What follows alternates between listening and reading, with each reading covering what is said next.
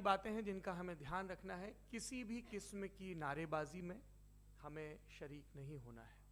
ये हल्ला गुल्ला नहीं है, क्योंकि पूरी दुनिया देख रही है, तो एक नज़ीर कायम करनी है, एक उदाहरण लोगों के सामने रखना है कि पढ़े लिखे लोग इत्तेफाकी और नाइत्तेफाकी रखते हुए भी, एक दूसरे से सहमति और असहमति रखते हुए भी बात कह सकते हैं।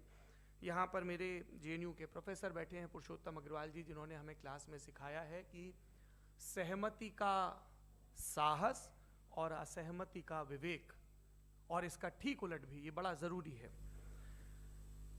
दूसरी बात, ये किसी एक धर्म के बारे में बहस नहीं है, ये बात सबको स्पष्ट होनी चाहिए। किसी धर्म को महान बताने या किसी धर्म को कमतर बताने की ये बहस नहीं है। तो यदि कोई इस उम्मीद से देख रहा है या यहाँ आया है, तो मैं आपको आश्वस्त करना चाहता हूं कि आपको नाउम्मीदी हाथ लगेगी। इस बहस में बहुत ज़्यादा धार्मिक प्रतीकों के इस्तेमाल को लेकर भी ये दोनों लोग जो अभी आपको गंभीर दिख रहे हैं, भले लोग हैं, कल शाम को चाय पर मिले थे, बहुत हंसी मजाक भी इनके बीच हुआ था, और गलबैयाँ डालते हुए एक तस्वीर भी हुई थी। ये इस बात का प्रमाण है कि इंटरनेट पर जो हल्ला मचा हुआ है उसके मुकाबले ये दोनों लोग बहुत ही अच्छे शांत ढंग से बहस के लिए राजी हो गए हैं। ट्विटर की बातें ट्विटर तक सीमित, एलन मस्क आजकल उसको एक्स कहते हैं, और अब इस बहस की शुरुआत मैं इन विद्वानों का, हालांकि इनको परिचय की जरूरत नहीं, पर हो सकता है, हमें पत्रकारिता में सिखाया जाता है कि नेवर अज्यूम, विज्ञान भी यही कहता है।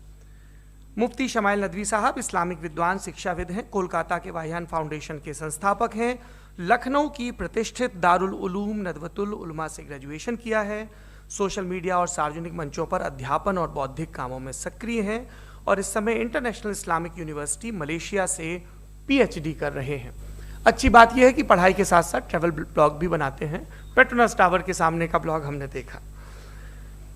हमारे साथ जावेद अख्तर साहब हैं। जावेद अख्तर साहब कवि हैं, शायर हैं, गद्य भी लिखते हैं, फिल्मों के लिए संवाद लिखे हैं, गीत लिखे हैं। इससे इतर ये वैज्ञानिक सोच को लेकर या अपने डिक्लेयर्ड एथिज्म को लेकर भी मुखर रहते हैं और अपने तहीं रैशनैलिटी की बात करते हैं।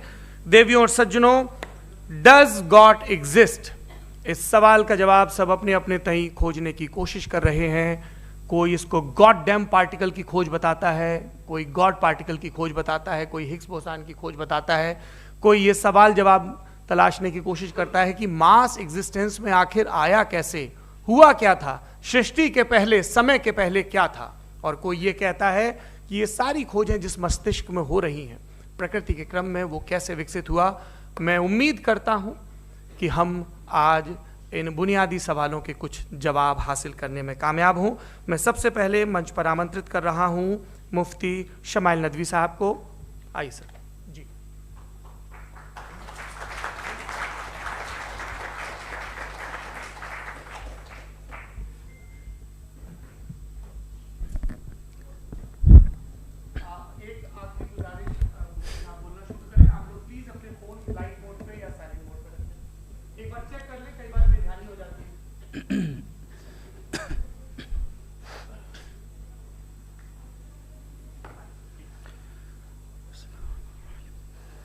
तमाम तारीफ़ें उस क्रिएटर के लिए जिसने इस यूनिवर्स को एक मकसद के तहत पैदा किया है।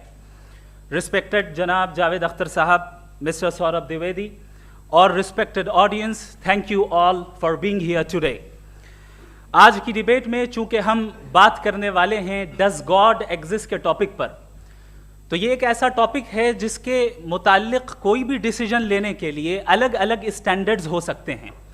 लिहाजा डिबेट के शुरू में ये ज़रूरी है कि हम ये जान लें कि आज के इस टॉपिक में कौन सा स्टैंडर्ड सही होगा और कौन सा गलत होगा।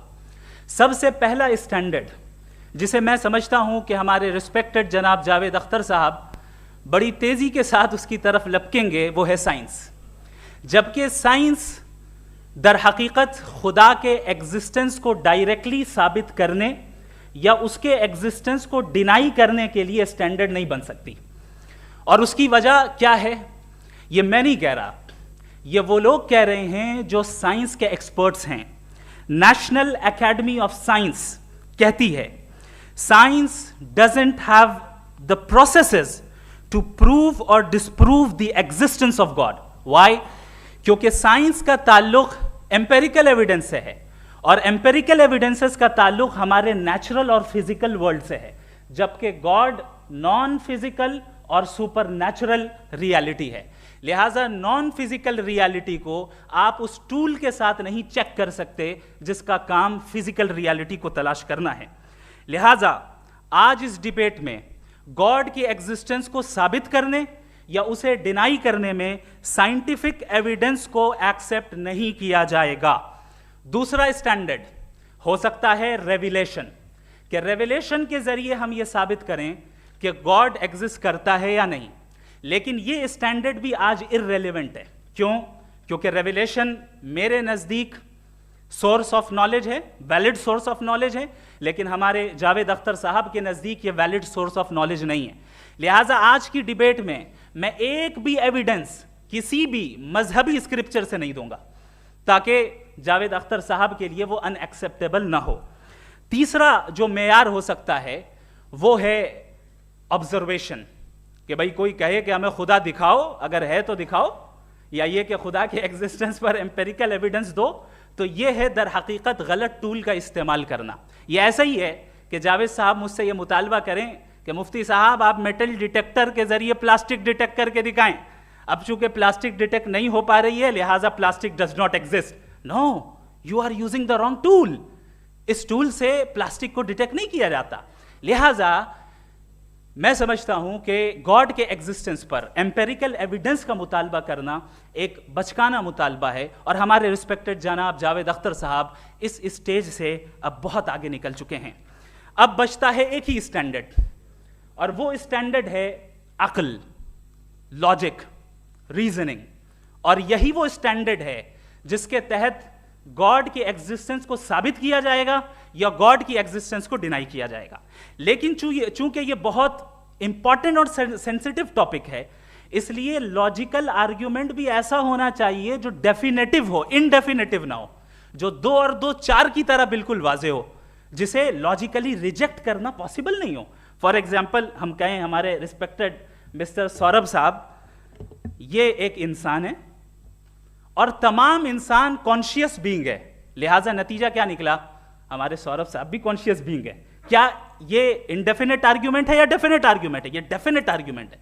ये 2 और 2 की तरह वाजे है, इसमें किसी तरह जो है लॉजिकली इसको रिजेक्ट नहीं किया जा सकता। तो अगर आज हमारे जावेद अख्तर साहब ऐसी कोई अकली दलील और लॉजिकल एविडेंस दें खुदा के ना होने पर जो डेफिनेट भी हो, तो मैं ये ऐलान करता हूं कि यकीनन मैं उस एविडेंस को कबूल करूंगा और उस पर गौर करूंगा। लेकिन साथ में यह भी ऐलान कर देता हूं प्रेडिक्शन के तौर पर कि ऐसा कोई डेफिनेट आर्ग्यूमेंट कोई नहीं पेश कर सकता। दलील हम देंगे और डेफिनेटिव दलील देंगे, लॉजिकल दलील देंगे, ऐसी दलील देंगे जो एंटायर एथिस्टिक वर्ल्ड उसे रेफ्यूट नहीं कर सकती। चलें अब हम एक एग्जाम्पल सोचते हैं, एक सिनेरियो, सिंपल सिनेरियो, तमाम ऑडियंस से गुजारिश है, हम और आप एक आइसोलेटेड आइलैंड पर हैं, ऐसा आइलैंड जहां पे हमसे पहले कोई कभी नहीं गया। चलते चलते आपके सामने अचानक आपने देखा एक पिंक कलर की बॉल पड़ी हुई है। सबसे पहला सवाल आपके जहन में क्या आएगा कि ये बॉल यहां क्यों आई, कैसे आई, ये पिंक कलर की ही क्यों है, कोई और कलर भी हो सकता था, ये इसी शेप में क्यों है, कोई और शेप भी हो सकता था। नेचुरली आप इस तरफ पहुंचेंगे कि कोई ना कोई है जिसने इन स्पेसिफिक प्रॉपर्टीज के साथ इस बॉल को बनाया है और यहां पे रखा है। चूंकि आप जानते हैं कि ये जो बॉल है इसका एग्जिस्ट करना जरूरी नहीं है, ये एग्जिस्ट कर भी सकती थी, नहीं भी कर सकती थी, और एग्जिस्ट करना ही था तो किसी और फॉर्म में करती, किसी और कलर में करती। अब आप इस बॉल को एक्सपैंड करते चले जाएं, एक्सपैंड करते चले जाएं, एक्सपैंड करते चले जाएं, यहां तक कि ये बॉल यूनिवर्स के साइज की हो जाए। बताइए कि क्या साइज के बढ़ जाने से सवाल बदल जाएगा? हरगिज नहीं बदलेगा। अभी भी सवाल रहेगा ये यूनिवर्स कहां से आया, इन स्पेसिफिक प्रॉपर्टीज के साथ कहां से आया, क्यों आया, किसने बनाया, यह सवाल उस वक्त भी वैलिड रहेगा। लेकिन यह सवाल अगर हम जनाब जावेद अख्तर साहब से करें तो चूंकि इनका वर्ल्ड व्यू एथिस्टिक है, और सिर्फ इनका नहीं, मतलब जितने भी एथिस्ट हैं और एथिस्टिक वर्ल्ड व्यू को रखने वाले से अगर आप ये सवाल करें, कि ये यूनिवर्स कहां से आया, तो इनका जवाब या तो आर्ग्यूमेंट फ्रॉम इग्नोरेंस होगा या डॉगमेटिक होगा। या तो ये कहेंगे कि मुझे नहीं पता कि ये कहां से आया, लिहाजा गॉड डज नॉट एग्जिस्ट, ये आर्ग्यूमेंट फ्रॉम इग्नोरेंस है। या ये कहेंगे कि ये यूनिवर्स खुद ब खुद बन गया, इसका मतलब ये है कि उस बॉल को भी खुद ब खुद बन जाना चाहिए, लेकिन बॉल के ताल्लुक से ये एक्सप्लेनेशन एक्सेप्ट नहीं की जाएगी कि ये खुद ब खुद बन गई, लेकिन यूनिवर्स के ताल्लुक से कर दिया जाएगा। इसे हम दूसरे अल्फाज में डॉगमा भी कह सकते हैं। दूसरी चीज, हमारे जावेद अख्तर साहब जरूर गॉड ऑफ गैप्स की मिसाल भी जरूर देंगे, और मिसाल देंगे कि पहले ज़माने में बिजलियां कड़कती थी तो लोगों ने किसी एक खुदा की तरफ, और बारिश होती थी तो दूसरे खुदा की तरफ मंसूब कर दिया, उनके पास दलील नहीं थी। यह हमारा वर्ल्ड व्यू है ही नहीं, यह हमारा वर्ल्ड व्यू है ही नहीं, क्योंकि नेचुरल फिनोमेना के प्रोसेस की इंटरप्रिटेशन को जान लेने से यह कहां से साबित हो गया कि गॉड एग्जिस्ट नहीं करता है। इस पर मैं इंशाअल्लाह अभी आगे बात करूंगा। आप हजरात ये भी देखेंगे, और मैं ये एक्सपेक्ट करता हूं कि हमारे रिस्पेक्टेड जनाब जावेद अख्तर साहब जरूर इमोशनल आर्ग्यूमेंट्स भी देंगे, जो कि एक लॉजिकल फेलेसी है जब बात आती है ट्रुथ को डिसाइड करने में। क्यों? मिसाल के तौर पर वो कहेंगे कि अगर गॉड है तो ईविल क्यों एग्जिस्ट करता है, जबकि मैं कहता हूं ईविल का एग्जिस्ट करना गॉड के एग्जिस्ट करने की दलील है, उसके खिलाफ नहीं है। चूंकि अगर गॉड है तो हम सब उसके सामने अकाउंटेबल हैं, और अगर हम अकाउंटेबल हैं तो अकाउंटेबिलिटी के लिए ईविल का मौजूद होना जरूरी है, उसके बगैर हम अकाउंटेबल नहीं हो सकते। और अगर हम अकाउंटेबल नहीं हैं तो हम जनाब जावेद अख्तर साहब से पूछेंगे कि आप बताएं कि फिर सफरिंग इस दुनिया में क्यों है? अगर खुदा नहीं है तो सफरिंग क्यों है? और उन लोगों के जज्बे का क्या जिनके अंदर सफरिंग के बाद इंतकाम लेने का जज्बा पाया जाता है और वो इस दुनिया से ऐसे ही चले गए, क्या उनकी सारी तकलीफें बेकार चली जाएंगी? अब आ जाएं उसी एग्जाम्पल की तरफ कि बॉल, मुझसे अगर कोई पूछे इस बॉल को किसने बनाया और या इस एक्सपेंडेड बॉल को किसने बनाया, मैं कहूंगा कि चूंकि ये यूनिवर्स और इस यूनिवर्स की तमाम चीजें कॉन्टिंजेंट हैं। कॉन्टिंजेंट होने का मतलब ये होता है कि जो अपने एग्जिस्टेंस पे किसी के ऊपर डिपेंड करती हो, तो जाहिर है ये यूनिवर्स कॉन्टिंजेंट है। और अगर कोई चीज कॉन्टिंजेंट नहीं है तो मैं रिक्वेस्ट करूंगा कि मुझे दिखा दें कि कौन सी चीज यूनिवर्स में कॉन्टिंजेंट नहीं है, हम भी जरा गौर कर लें और हम भी देख लें। और जब कॉन्टिंजेंट चीजें मौजूद हैं तो फिलोसोफर्स की इस्तिलाह के मुताबिक, हम उस टर्मिनोलॉजी के मुताबिक हम उस जगह तक पहुंचते हैं और उस हस्ती तक पहुंचते हैं जिसे नेसेसरी बीइंग कहा जाता है, कि ये वो नेसेसरी बीइंग है जिसका मौजूद ना होना नामुमकिन हो। क्योंकि अगर ये मौजूद ना हो तो सारी चीजें एग्जिस्टेंस में आएंगी ही नहीं, और ये सारी कॉन्टिंजेंट चीजें उसी के ऊपर डिपेंड करती हैं। अब अगर आप ये सवाल करते हैं कि फिर उस हस्ती को किसने बनाया, फिर उसका कॉज क्या है, फिर उसका कॉज क्या है, फिर उसका कॉज क्या है, और एंडलेसली चले जाएं, इसे हम कहते हैं इन्फिनिट रिग्रेस ऑफ कॉजेस, जो कि लॉजिकल फेलेसी है। कॉन्सेप्चुअली इन्फिनिटी पॉसिबल है। मिसाल के तौर पे न्यूमेरिकल्स 1 2 3 गिनते चले जाएं, इन्फिनिट नंबर्स हैं। मैं कॉन्सेप्चुअली बात नहीं कर रहा, प्रैक्टिकली रियलिटी में साबित करके दिखाएं कि infinite regress of causes possible हैं या नहीं। अगर पॉसिबल हैं तो हम मान लेंगे, मिसाल दे दें, और पॉसिबल नहीं है तो एक ही ऑप्शन बचता है जिसे हम कहते हैं नेसेसरी बीइंग। ऐसी नेसेसरी बीइंग जो इंडिपेंडेंट है, क्योंकि अगर वो डिपेंडेंट हुई तो वो नेसेसरी नहीं रहेगी। ऐसी इंडिपेंडेंट बीइंग जो इटर्नल है, अगर वो इटर्नल नहीं होगी, उसकी बिगिनिंग होगी तो वो खुद कॉन्टिंजेंट है। ऐसी बीइंग जो पावरफुल है, क्योंकि कॉन्टिंजेंट को एक्चुअलाइज करने के लिए पावर चाहिए। ऐसी बीइंग जो इंटेलिजेंट है और नॉलेजेबल है, क्योंकि ये यूनिवर्स स्पेसिफिक फॉर्म और स्पेसिफिक लॉज ऑफ नेचर के तहत प्रिसाइजली चल रहा है। थैंक यू मुफ्ती साहब। मैं इन दलीलों के बाद जावेद अख्तर साहब से गुजारिश करूंगा, आप बैठ के बोलना चाहेंगे या बाहर? जी।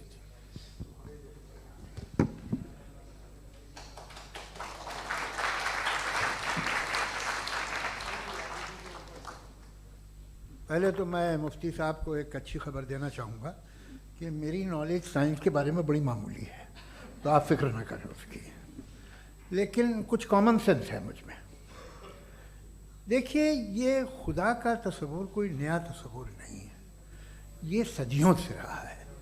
ये कुछ रिलीजन 3000 साल पुराने होंगे, 4000 साल पुराने होंगे, लेकिन इंसान कोई 10,000 12,000 साल से एग्जिस्ट करता है होमोसेपियन की शक्ल में, और हमेशा कुछ ना कुछ मज़हब रहे। ये मज़हब जाहिलों के नहीं थे, ये मज़हब एक ऐसी ग्रीक सोसाइटी के थे जहाँ बड़े बड़े फिलोसफर्स पैदा हुए। ये मज़हब इजिप्शियंस के थे जिन्होंने पिरामिड्स बनाए थे। ये रोमन्स के थे कि जिनका आर्किटेक्चर और सेनेट यानी पहली बुनियाद डेमोक्रेसी की लिमिटेड थी मगर डेमोक्रेसी थी, ये उन लोगों ने किए थे। तो इनका जो जुपिटर था, रा था, ज़्यूस था, उन्हें उस पर इतना ही एतमाद था जितना आज किसी मजहबी आदमी को अपने खुदा पे होगा। क्रिश्चियनिटी आने से पहले यूरोप में एक मज़हब था जर्मेनिक रिलीजन, उसका एक खुदा था, उसकी एक बीवी थी, उसके 2 बेटे थे, एक बेटी थी। फिर जर्मनी में जब यूरोप में क्रिश्चियनिटी आई तो वो खुदा, उसकी बीवी और पूरे ख़ानदान चला गया। तो हमने अगर हम हिस्ट्री देखें तो खुदा जो हैं वो ज़्यादातर फ़नी हैं, वो हमेशा रहे नहीं। और वो जो लोग इन्हें मानते थे उनको आप कहें वो तो जाहिल थे, उन्हें तो कुछ पता ही नहीं था, ऐसा नहीं है। वो अपने वक्त में बड़े काबिल लोग थे और अपने वक्त में उन्होंने बड़े बड़े काम किए हैं, फिलोसफर्स थे, साइंटिस्ट थे, लेकिन उनका मज़हब कहाँ गया, उनके खुदा कहाँ गए? आज जो खुदा हैं दुनिया में लोग उन्हें मानते हैं। आपको क्या मालूम कि कितने बरसों के बाद क्या होने वाला है? हम यूरोप में देखते हैं तो चर्च खाली हैं। तो वक्त के साथ चीज़ें बदलती हैं। जहाँ तक इसका ताल्लुक़ है मज़हबों का, हर मज़हब आपसे एक चीज़ मांगता है, फेथ। ये फेथ क्या चीज़ होती है? What is the difference between faith and belief? ये तो बहुत ही अहमखाना बात होगी कि कोई आदमी कहे साहब अगर खुदा है तो मुझे दिखाइए। ये तो जाहिलाना बात हुई। मैंने तो नॉर्थ पोल नहीं देखा है, मगर मैं मानता हूँ कि नॉर्थ पोल है। मैं क्यों मानता हूँ?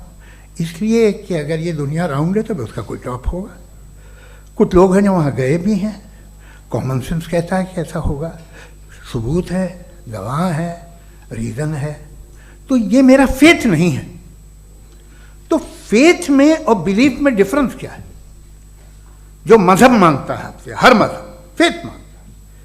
फेथ का मतलब ये है कि ना कोई गवाह हो, ना कोई सबूत हो, ना कोई रैशनल हो, ना कोई लॉजिक हो, ना कोई प्रूफ हो, मगर तुम एक बात को मानो। ये है फेथ। वरना बिलीफ होता। अगर इसमें कुछ भी सबूत होते, गवाह होते, तो फिर इसे आप बिलीफ कहते। जैसे मेरा बिलीफ है कि नॉर्थ पोल है, मेरा फेथ थोड़ी है। फेथ इन तमाम शर्तों को रद्द करता है। तो फिर स्टुपिडिटी क्या है? अगर मैं एक बात ऐसी मानूं जिसकी ना कोई लॉजिक है, ना कोई रैशनल है, ना कोई प्रूफ है, ना कोई गवाह है, ना कोई सबूत है, और मैं उसे मानूं, तो ये स्टुपिडिटी हुई। इसे ही भाई कल को मैं यकीन कर लूं कि एलॉन मस्क जो है मेरा भाई है, तो मुझे इंतहाई खुशी होगी, सुकून भी बहुत मिलेगा मुझे। लेकिन और कहे भाई क्यों मानते हो, क्या सबूत है भाई, वो तो अमेरिकन है और तुम तो इंडियन हो, वो तो नस्ल अलग है, तुम्हें कभी मिले भी नहीं। साहब देखिए मेरा फेथ है, इस पर बात न किया। फेथ का मतलब ही यह है कि आप प्रूव नहीं कर सकते। अगर आप प्रूव कर सकते हो तो फेथ की ज़रूरत ही नहीं, फिर तो आप बात करेंगे, आप कितनी बहस कर लीजिए। अल्टीमेटली दुनिया का हर मज़हब फेथ पे टिका है, और फेथ का मतलब है एक ऐसा यकीन जिसका कोई सबूत, कोई गवाह, कोई रैशनल नहीं। अब आप ये कहें, क्या आप ये क्यों कह रहे हैं कि साहब ये कायनात किसने बनाई? कमाल ये है कि आपने बताया कि एक आइलैंड पर गए और एक बॉल देखी। आपने ये नहीं कहा कि आइलैंड किसने बनाया, आपको सिर्फ बॉल पे हैरत हुई। हमने आइलैंड पे हमने हैरत नहीं की, होते हैं आइलैंड। इसी तरह ये आइलैंड है, सितारे, ये गैलेक्सीज, ये सब आइलैंड हैं, खला में। हम उन्हें टेकन फॉर ग्रांटेड लेते हैं, हम पूछते नहीं किसने बनाए। आपने जजीरे के बारे में भी नहीं पूछा है। मेरी पैदाइश कैसे हुई? क्या मैं प्लान्ड पैदा हुआ था? I was plan to be born, या एक लकी स्पर्म था जो किसी एक से चिपक गया? मेरी पैदाइश रैंडम। और इंसाफ जिसे आप कहते हैं, इंसाफ का तो नेचर से कोई वास्ता ही नहीं है। जो आप कहते हैं कि एक दिन इंसाफ मिलेगा, इंसाफ is a human concept, nature में कोई इंसाफ नहीं। अगर शेर हिरन को खा जाता है तो उसे कोई सजा नहीं मिलती। अगर एक आंधी आती है और हरे भरे पेड़ों को उखाड़ के फेंक देती है तो आंधियों की जेल नहीं होती है। नेचर में इंसाफ नहीं, इसलिए वो नेचर को इंसाफ की ज़रूरत भी नहीं। नेचर तमाम एक है। अब हम कहें कि साहब ये देखिए जो मैंने खाना खाया था ये मेरी आँख तो नहीं यूँ कर दिया उसे तो इसे सज़ा मिलनी नहीं, वो सिस्टम है, ऐसे ही चल रहा है। नेचर बगैर इंसाफ के है। इंसाफ इज अ ह्यूमन कॉन्सेप्ट। तो जो आपसे कहता है कि मैं तुम्हें इंसाफ दूंगा वो इंसानी जहन की पैदावार है। ये नेचुरल है ही नहीं, ये आसमानी है ही नहीं। नेचर का तसव्वुर, इंसाफ का तसव्वुर। भाई आप साथ मिलते हैं, अब आप लेफ्ट हैंड ड्राइव करते हैं, ये क्या है? तमाम सच, तमाम नेकी, तमाम शराफत लेफ्ट हैंड ड्राइव है। वरना क्या होगा, या तो आप क्रॉस कर देंगे, आपका एक्सीडेंट हो जाएगा, या आप किसी को मार देंगे, या ट्रैफिक जैम हो जाएगा। झूठ, बेईमानी, रिश्वतखोरी, ये तमाम जो है driving on the wrong side है। इसके ऊपर कुछ नहीं। ये तो हमने बनाया, जैसे हमने लेफ्ट हैंड ड्राइव बनाई है। ये कॉन्सेप्ट ऑफ इंसाफ जो है ये हमारा है, इसका नेचर से कोई वास्ता नहीं। शेर खा जाता है हिरन को, उसे जेल होती है क्या? कुछ भी नहीं, है ही नहीं। तो ये जो दुनिया के रिलीजन प्रॉमिस करते हैं आपसे इंसाफ, इसी से मालूम होता है कि ये मैन मेड है। ये तसव्वुर कहीं और का है ही नहीं। जो नेचर है, कुछ लोग कहते हैं नेचर ही खुदा है, तो नेचर में तो इंसाफ नहीं कहीं। और आप वादा कर रहे हैं कि तुम्हें मरने के बाद इंसाफ मिलेगा। मुझे अगर मिलेगा तो मैं बहुत खुश होऊंगा, लेकिन मैं यकीन नहीं कर पाता हूँ, इसलिए कि मैं फेथ नहीं पैदा कर सकता। The very fact that religions demand faith, इसका मतलब है कि उनके पास जस्टिफिकेशन नहीं है। अच्छा था, फिर रिलीजन अगर मॉडरेशन में है, कोई सा भी नहीं, वो आप में कुछ खूबियाँ भी पैदा करता होगा, देखिए उससे ये फ़ायदा है, वो फ़ायदा है। अल्कोहल जो है वो ज़्यादातर दवाओं में यूज़ होती है, और एक सर्वे किया गया था अमेरिका में कि लॉन्जिटिविटी किन लोगों की है। तो एक तरफ वो लोग थे जो शराब पीते ही नहीं थे, और एक तरफ वो थे जो एक बोतल शराब रोज़ पीते थे। सबसे ज़्यादा लंबी उम्र की है जो 2 पैग नाप के शराब पीते हैं और खाना खाते हैं। मगर हम शराब को बुरा समझते हैं, मैं भी बुरा समझता हूँ। क्यों? ऐसा होता नहीं। कुछ चीज़ों में आदत होती है कि वो बढ़ती है। आज तक में एक आदमी दूध पीता है, आप 10 साल बाद भी मिलेंगे तो एक ही गिलास पीता होगा। ऐसा नहीं होता, सुबह से दूध पीता रहता है। मिल्कोहलिक मैंने नहीं देखे, अल्कोहलिक होते हैं। ये टेंडेंसी है मजहब की कि वो बढ़ता है, जैसे कैंसर बढ़ता है, जैसे शराब बढ़ती है। कुछ लोग होंगे जो उसे सही तरह से यूज़ करते हैं। मुझे यकीन है कि हमारे मुफ्ती साहब भी उनमें से एक, इनसे बहुत खुशी हुई मुझे इनसे मिलकर।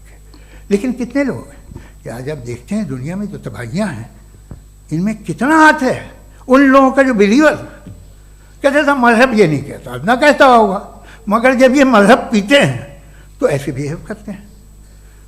थोड़ा सा अगर हो तो शायद बहुत अच्छी बात, लेकिन शराब थोड़ी सी नहीं रहती, उसमें टेंडेंसी है। पहले थोड़ा सा अगर 2-3 कैंसर के सेल हो ना बॉडी में तो आदमी सिम रहेगा, लेकिन वो 2-3 सेल नहीं रहते, वो मल्टीप्लाई होते हैं।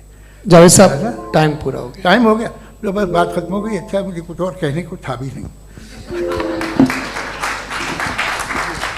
जी, मैं पहले जवाबी दौर के लिए इनवाइट कर रहा हूं मुफ्ती साहब को। Your rebuttal round 1, you have 7 minutes.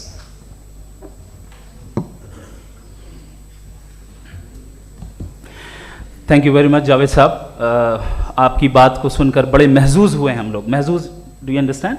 We enjoyed. Okay, अब थोड़ा सा लॉजिकली उसको हम लोग देखते हैं। दरअसल हम लोगों ने कल गुजारिश की थी मुफ्ती साहब से भी, जावेद साहब से भी, कि हिंदुस्तानी ज़बान आम फहम सबको समझ में आ जाए, और जहाँ कहीं आप मुश्किल शब्द इस्तेमाल करें वहाँ बताते भी चलें। Thank you. तो सबसे पहले हमारे रिस्पेक्टेड जावेद साहब ने हवाला दिया कि खुदा फानी है। कितने मजहब आगे चले गए, किसी ने जुपिटर को खुदा माना, किसी ने किसी को माना। मैं कहता हूं जिसने कॉन्टिंजेंट चीज को खुदा माना, गलत माना, वो खुदा ही नहीं, वो खुदा ही नहीं है।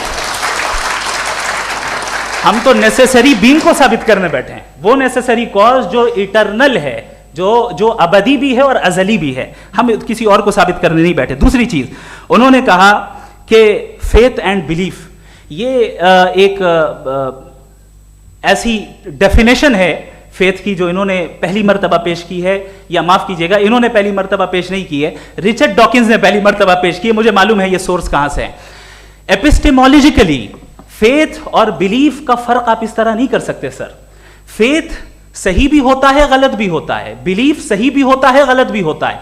जो लॉजिक, रीजन और एविडेंस से बैक्ड होगा वो फेथ सही होगा। और आप जिस फेथ की बात कर रहे हैं कि इलॉजिकल है और उसके पीछे नहीं है, तो we are on the same page.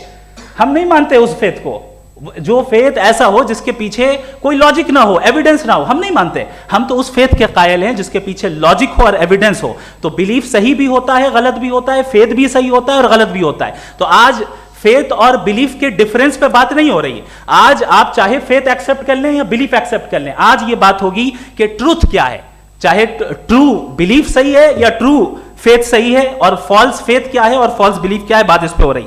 दूसरी चीज इन्होंने पूछा स्टुपिडिटी फिर क्या है। अगर फेथ रिलीजन स्टुपिडिटी नहीं है तो और क्या है? चूंकि फेथ का मुतालबा करते हैं तो स्टुपिडिटी क्या है? मैं कहता हूं स्टुपिडिटी एथिज्म है। उसकी वजह यह है कि आप एक सड़क पे जा रहे हो और आप किसी गार्डन में जाएं और देखें वहां लिखा है फूलों के साथ I love Javed Akhtar, and I really do, I love you sir. So जब आप वहां पर पहुंचे तो वहां पहुंचकर अब ये बताएं, क्या आप ये कहेंगे वाह व्हाट अ नेचुरल सिलेक्शन? ये क्या नेचुरल सिलेक्शन है? नहीं, ये प्रिसाइजली डिजाइंड है, इसके पीछे डिजाइनर है। लिहाजा अगर कोई एक ऐसी कॉमन सेंस की बात को कबूल नहीं कर रहा है कि यूनिवर्स जो इतने प्रिसाइजली काम कर रहा है, हम कह दें कि खुद ब खुद बन गई, मैं समझता हूं इससे बड़ी स्टुपिडिटी और कुछ नहीं है। ये रैशनल चीज है। फिर हमारे सर ने कहा कि आपने बॉल पे फोकस किया, आइलैंड पे फोकस नहीं किया। अरे आइलैंड को किसने बनाया यही समझाने के लिए तो बॉल की मिसाल दे रहा हूं। और बॉल भी कॉन्टिंजेंट है, आइलैंड भी कॉन्टिंजेंट है, दोनों नेसेसरी बीइंग का मुतालबा करते हैं। आगे इन्होंने कहा कि नेचर में कोई इंसाफ नहीं है। हम डिसाइड करते हैं कि मोरालिटी क्या होती है, इंसाफ क्या होता है। हम डिसाइड करते हैं, जैसे ड्राइविंग सीट में ट्रैफिक वाला, ये तो किसी खुदा ने नहीं कहा, ये है, इसे कहते हैं फॉल्स इक्विवेलेंस। ये एक लॉजिकल फेलेसी है। आपने जो है मिसाल दी ड्राइविंग की और ट्रैफिक की, ये सब्जेक्टिव मोरालिटी है। आप सब्जेक्टिव मोरालिटी को मिसाल बनाकर ऑब्जेक्टिव मोरालिटी के ऊपर नहीं थोप सकते। इंसाफ की ऑब्जेक्टिव मोरालिटी। अगर आप ये कहते हैं कि नेचर में इंसाफ नहीं है, तो इंसाफ का न होना ये नेचुरल हुआ, तो फिर नेचर को नेचर रहने दे। क्यों हम इतना स्ट्राइव कर रहे हैं दुनिया में इंसाफ लाने के लिए? ये तो इलॉजिकल बात है, इरैशनल बात है। इसलिए बहुत सी चीजें ऐसी हैं जो ऑब्जेक्टिवली जो है इविल या गुड हैं, और बहुत सी चीजें ऐसी हैं जो सब्जेक्टिवली हैं। सब्जेक्टिवली जो मोरल होता है या इमोरल होता है, उसको हम सोशल कंसेंसस से या पर्सनल प्रेफरेंस से डिसाइड करते हैं। लेकिन जो ऑब्जेक्टिव मोरालिटी है, जिसमें इंसाफ आया, जो इन्होंने बार बार रिपीट किया, ये ऑब्जेक्टिव है, सब्जेक्टिव नहीं है। अगर आप कहते हैं ये सब्जेक्टिव है, तो मेरा सवाल आपसे ये है, क्या सोशल कंसेंसस के जरिए अगर जुल्म को सही करार दे दिया जाएगा तो आप जुल्म को जस्टिफाई करेंगे? दूसरी चीज इन्होंने यह कहा कि 2 पैक शराब पी लें तो वो उतने पे नहीं रहता, बढ़ जाता है। यही मामला मजहब के साथ है। 2 पैक आप पी लें, बढ़ेगा। तो ये एक ऐसी मिसाल है, इसको कहीं भी फिट कर लें कि आप एथिज्म पे जब फिट करें, जब आप 2 पैक एथिज्म का लेंगे ना, तो वो बढ़ बढ़ के नॉर्थ कोरिया बनेगा। Thank you.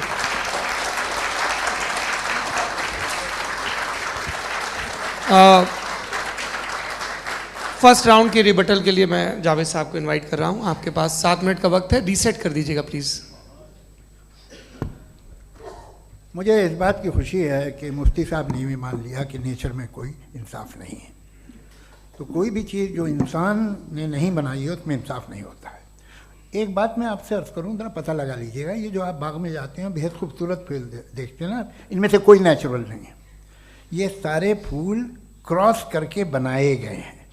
जो जंगल में फूल होते हैं नहायत मामूली होते हैं। ये फूल इंसानों ने बनाए हैं, जो आप बाग में देख के वाह वाह कहते हैं, ये इंसानों के बनाए हुए हैं। डिफरेंट फूलों को क्रॉस करके, डेवलप करके, फिर क्रॉस करके इस तरह से बनाए गए नेचुरल फ्लावर नहीं। किसी जंगल वीरान में जाके आप गुलाब के फूल नहीं देखेंगे, ये सब बनाए हुए इंसान ने। बहुत से काम इंसान ने किए हैं। बाकी है कि आपने मेरी एक बात का जवाब नहीं दिया, जिससे मुझे शिकायत है कि फेथ क्या है और आप फेथ मांगते क्यों हैं मुझसे? आप तो लॉजिकल हैं, आपके पास तो सारे रैशनल्स हैं, आपके पास सारे सबूत हैं, तो आपको फेथ की डिमांड क्यों करते हैं कि भाई तुम सरेंडर कर दो और सवाल मत करो? कोई मजहब सारे सवाल करने की इजाजत नहीं देता है और मना करता है कि दादा सवाल ना करो, बह जाओगे तुम। आप क्यों रोकते हैं? हकीकत यह है कि इंसानी तारीख क्या है। इंसानी तारीख ये है कि दुनिया में दो तरह के लोग हुए हैं। एक वो जिन्होंने अपनी लाइल्मी की परस्तिश की है, दूसरे वो जिन्होंने अपनी इग्नोरेंस या लाइल्मी से झगड़ा किया है और मालूम किया है कि क्या है। ये जो आप कह रहे हैं, आज आप हैरान हैं कि भाई ये यूनिवर्स कैसे बनी। लोग हैरान थे कि सूरज डूबता है तो इधर से कैसे निकलता, और आप एक कदम जाके हमेशा का मानने को तैयार है, एक कदम पीछे ही मान जाइए। भाई आप इसके बाद जाते हो, कहते सवाल ना करना कि ये कहाँ से आया, ये पावर तो हमेशा से हमेशा रहेगी। तो आप यूनिवर्स के बारे में मानने में क्या तकलीफ है? एक कदम पहले रुक जाइए, ये हमेशा से थी या नहीं थी हमें मालूम नहीं है। और ये कहना कि हमें मालूम नहीं है, कमाल ये है कि दुनिया के सारे मजहब सब जानते हैं ये दुनिया कैसे बनी थी, कैसे मिटेगी, मरने के बाद क्या होगा, इनको सब इल्म है। इनको किसी को डायनासोर होते थे पहले ये नहीं पता था, किसी को नहीं पता। किसी भी दुनिया की मजहबी किताब में डायनासोर का जिक्र नहीं है, लेकिन बाकी सब बातें, how to make universe in 4 easy lessons and बाकी सब पता है। जिसको सब पता है वो गड़बड़ है। हम में ये इनकिसार, ये ह्यूमिलिटी होनी चाहिए कि हम ये कहें कि हमें ये बहुत सारी बातें नहीं मालूम, लेकिन हम उनकी परस्तिश न करना, अपनी लाइल्मी को की परस्तिश न करें, हम उसे पता लगाने की कोशिश करें। जिस दुनिया में आप बैठे हैं सर, ये हॉल जो है, ये इलेक्ट्रिसिटी जो है, ये माइक जो है, जिस हवाई जहाज से आप आए थे, वो जिस कार से आप यहाँ आए हैं, ये सब उन लोगों की बनाई हुई है जिन्होंने सवाल किए थे। ये दुनिया जिसमें आप आज आराम से हैं, ये उन लोगों की बनाई है कि जिन्होंने सवाल किए थे, और हर स्टेज पे इन सवालों को मकरूह कहा गया था, गलत कहा गया था। आप जरा तारीख पढ़िए, एक बड़ी दिलचस्प किताब है बर्ट्रैंड रसेल की, जिसमें उसने रिलीजन एंड साइंस कि कब से रिलीजन जो है साइंस के अगेंस्ट है, और हद तो यह है कि भाप के इंजन के खिलाफ थे, स्टीम इंजन के भी खिलाफ थे, और फतवे हुए उन पर, वेटिकन ने दिए।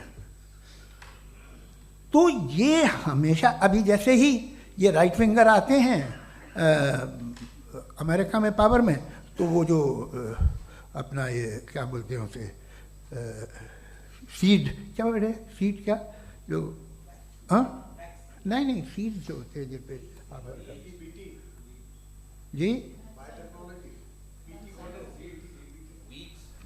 नहीं भाई, वो जो ह्यूमन बॉडी के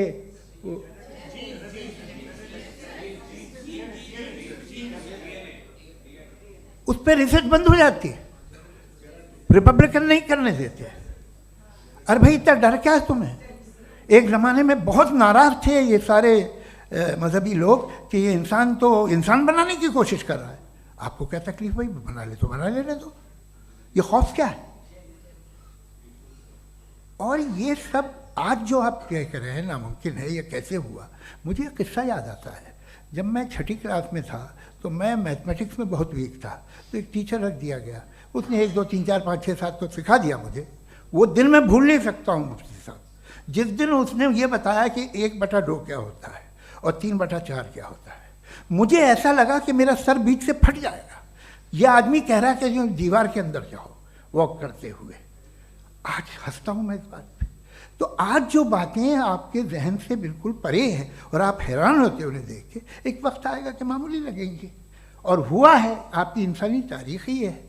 इतनी जल्दी सारे फैसले आप मत कर लीजिए, थोड़ा ये ह्यूमिलिटी रखिए कि भाई ये हमें नहीं मालूम।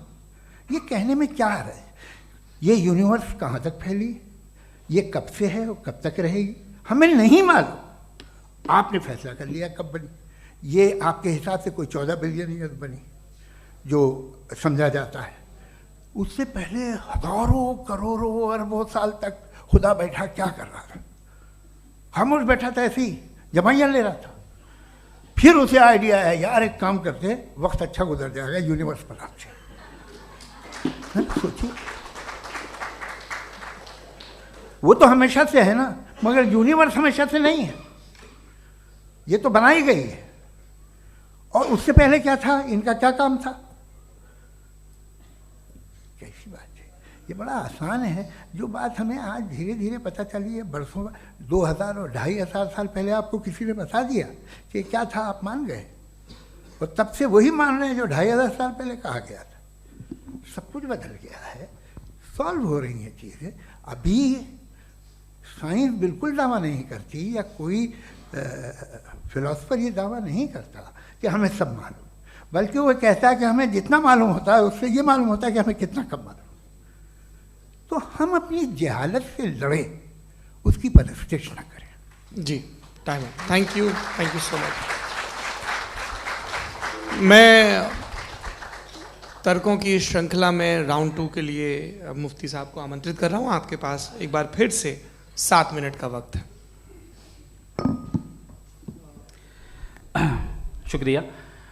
जनाब जावेद अख्तर साहब कई मर्तबा दोहरा रहे हैं कि फेथ का मतलब बताइए, फेथ का मतलब बताइए। मैंने बता दिया, फेथ सही भी होता है, गलत भी होता है। और आज हम फेथ पे बात नहीं कर रहे, हम ट्रुथ और डज गॉड एग्जिस्ट पे बात कर रहे हैं।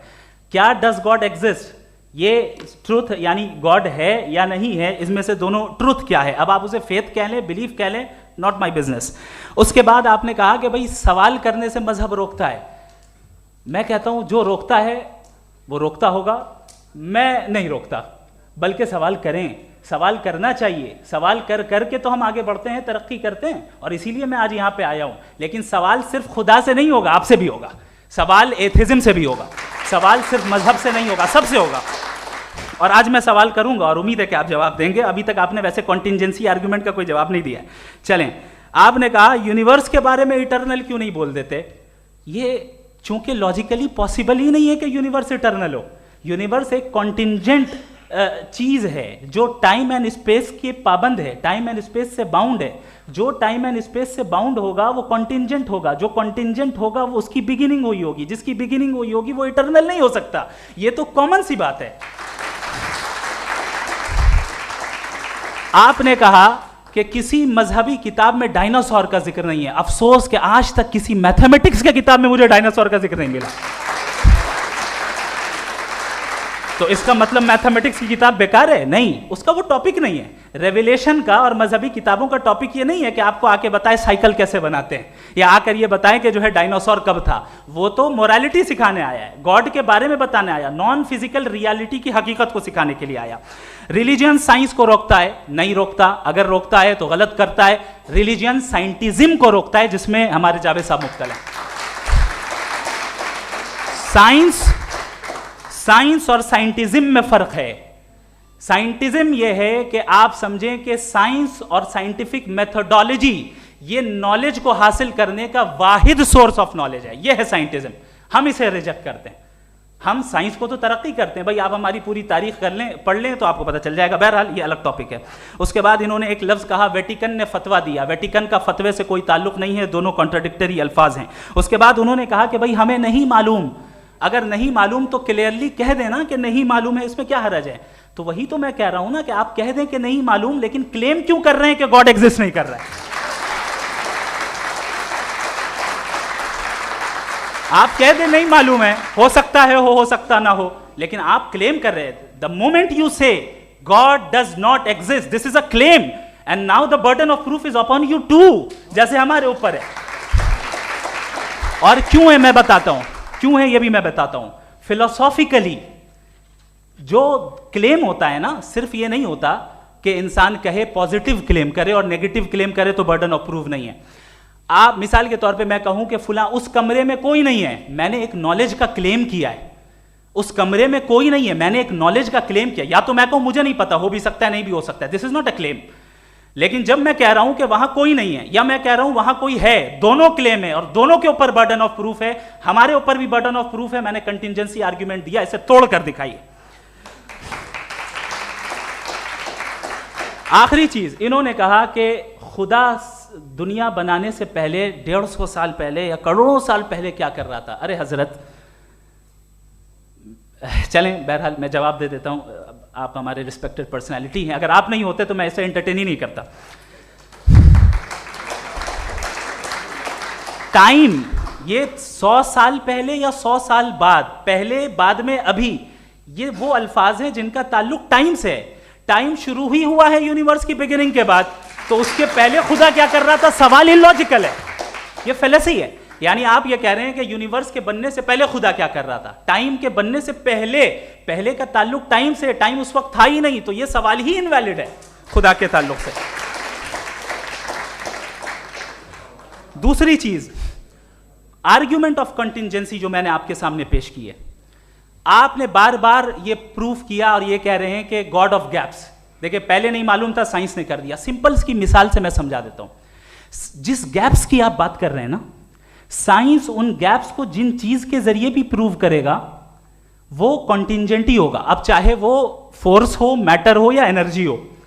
लिहाजा सवाल हमारा उस वक्त भी वैलिड होगा जब तक कि आप नेसेसरी बीइंग पे ना आ जाएं, और इन्फिनिट रिगरेस पॉसिबल नहीं है of causes in practical world, तो जाहिर है कहीं रुकना पड़ेगा, जहां रुकेंगे वही खुदा है।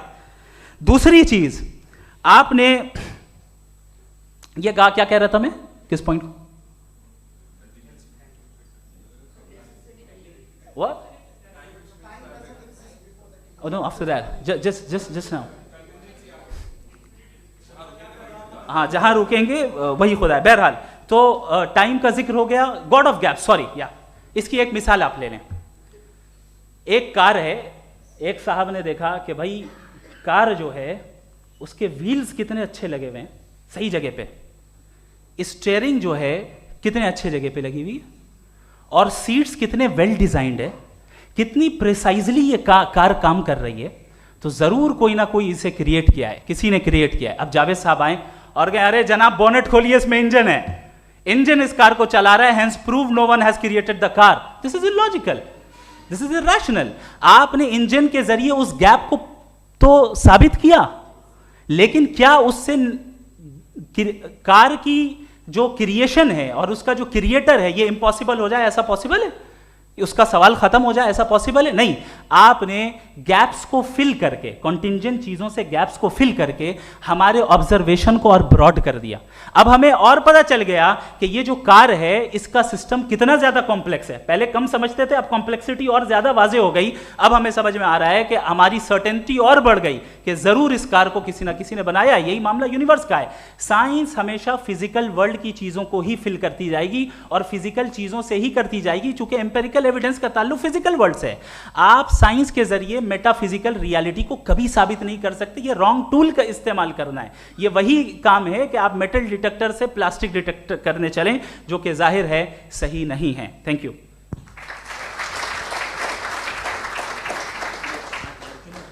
जी, ये आर्ग्यूमेंट का राउंड 2 है। हाँ। 7 मिनट है। पहले तो मैं आपसे अर्ज करूं कि आपने कहा कि जब कायनात ही नहीं थी तो वक्त भी नहीं था, कुछ भी नहीं था। कैसे नहीं था? खुदा था। एक एग्जिस्टेंस तो था ना खुदा का। तो जब खुदा था तो वक्त भी होगा। ऐसा नहीं है कि कुछ भी नहीं था, खुदा था। अच्छा, बाकी एक आपने कहा साहब आप साबित कीजिए, आपके पास भी लॉजिक है या मेरे पास भी लॉजिक है। आप मेरा जिम्मेदारी नहीं है साबित करना कि खुदा है। बर्टन रसल ने बड़ी अच्छी बात कही। बर्टन रसल ने बड़ी अच्छी बात कही। मैं आपसे अगर ये दावा करूं कि एक चाय की केतली मरीख के चारों तरफ घूम रही है, मार्स के चारों तरफ, तो ये आपका काम नहीं है कि आप साबित करें कि कोई चाय की केतली नहीं है। ये मेरा काम है, मैंने दावा किया है। ये दावा तो मजहबी लोग करते हैं कि खुदा है। मैं क्यों साबित करूं कि नहीं है? जब तक आप मुझे कन्विंस नहीं कर देंगे मैं नहीं मानूंगा। आपकी जिम्मेदारी है। मेरी जिम्मेदारी नहीं है। दोयम ये कि ये जो आप कह रहे हैं, जो गैप्स हैं, ये गैप जब जब किसी मजहब को चैलेंज करते हैं, जब ऐसा कोई बात आती है तो हंगामा हो जाता है कि जब वो चैलेंज करें किसी फेथ को। ये तमाम साइंस जो है इसे मुख्तलिफ जगहों पे मुख्तलिफ वक्तों में मज़हब ने रोकने की कोशिश की है। ये किताब है religion and science Bertrand Russell की, पढ़िएगा, अच्छी लगेगी आपको। तारीख़ ही है साइंस, मज़हब की साइंस से उसका यही रिश्ता है। अच्छा, अब ये हम सोचें कि बहरहाल ये वजूद जो है मज़हब और ये बिलीव इन गॉड इंसान को बेहतर बना देता है, तो एक काम कीजिए, हिंदुस्तान वर्ल्ड का नक्शा लीजिए और मार्क कीजिए कि रिलीजन कहाँ कहाँ ज़्यादा है, कहाँ कहाँ, चाहे वो लैटिन अमेरिका हो या मिडल ईस्ट हो या फार ईस्ट हो या हिंदुस्तान के वो इलाके जहाँ मजहबियत ज़्यादा है। रख दीजिए नक्शा अलग। अब दूसरा नक्शा कि कहाँ कहाँ नाइंसाफ़ी, रिप्रेशन, औरतों के हुकूक की पामाली, जुल्म, डिक्टेटरशिप कहाँ है, नक्शा एक ही होगा।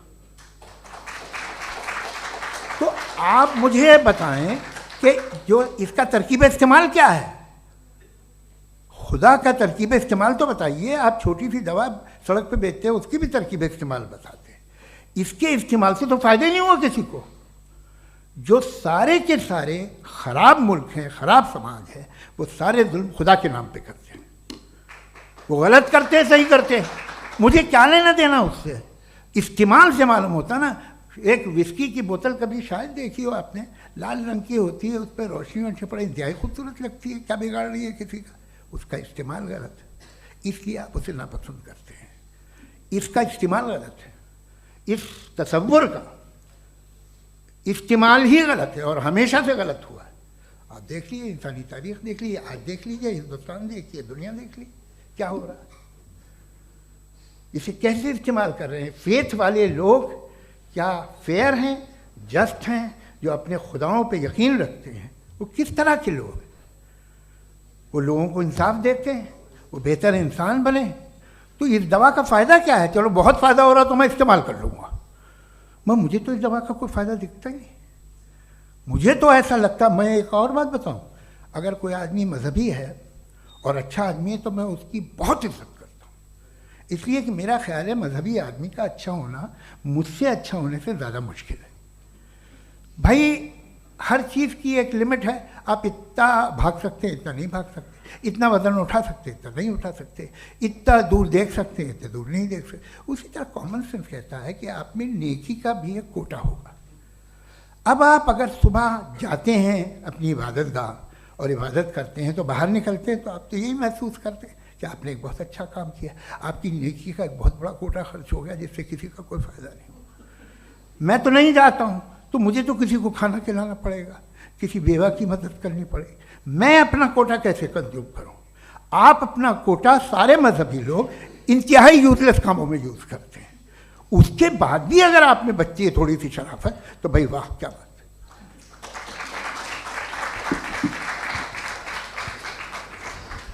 एक तो मुझे ये बात बहुत अच्छी लग रही है कि दोनों ही विद्वान समय को मानते हैं और बहुत समय से अपनी दलीलें और बाज़ दफ़ा समय से पहले अपनी तकरीरें पूरी करके अपनी अपनी कुर्सी पर बैठ रहे हैं। ये इस आर्ग्यूमेंट का राउंड 2 पूरा हुआ।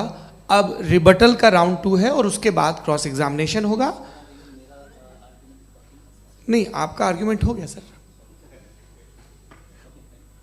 हमारे यहाँ स्कूल के सिलेबस में पंच परमेश्वर कहानी पढ़ाई जाती है, प्रेमचंद जी की लिखी हुई। आप निश्चिंत रहिए, आपके कोई राउंड में मिस नहीं होने दूंगा। रिबटल का राउंड 2, मुफ्ती शमाइल नदवी साहब।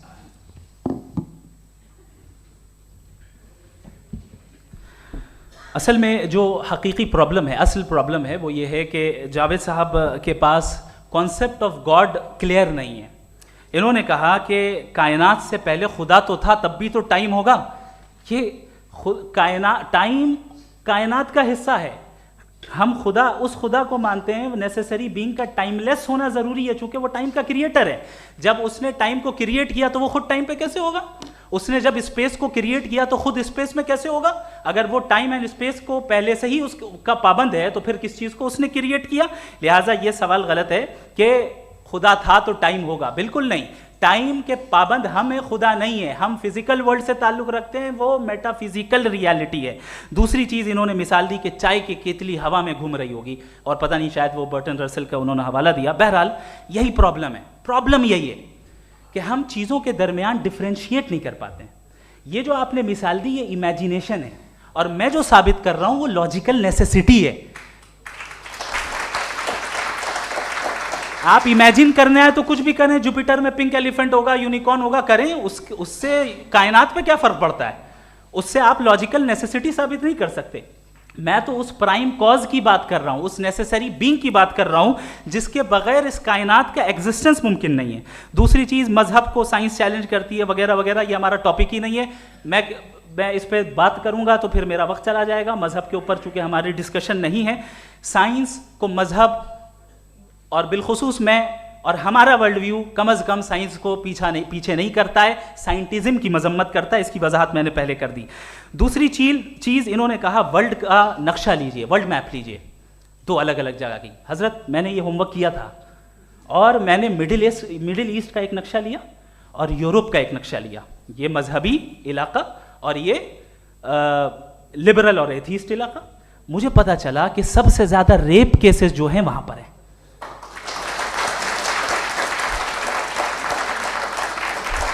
मुझे ये पता चला यूएन की रिपोर्ट के मुताबिक, मैं ये अपने घर से नहीं लेके आ रहा, कि जो वर्किंग वुमेन है यूरोपियन कंट्रीज में, उसमें 81% वुमेन सेक्सुअल हैरेसमेंट का वर्क में शुमार हो रही है। ये मिडिल ईस्ट में नहीं हो रहा है, वो मजहबी लोग हैं इसलिए नहीं हो रहा है। दूसरी चीज आपने ये कहा कि मजहबी आदमी का अच्छा होना हमारे अच्छे होने से बहुत मुश्किल है, बहुत मुश्किल है। तो इसका मतलब यह है कि गॉड के अलावा आपके पास अच्छे और बुरे का कोई स्टैंडर्ड है। मैं चाहूंगा कि कन्वर्सेशनल स्टाइल वाली डिस्कशन और सेगमेंट पे इसी पे बात कर लेते हैं। Thank you very much.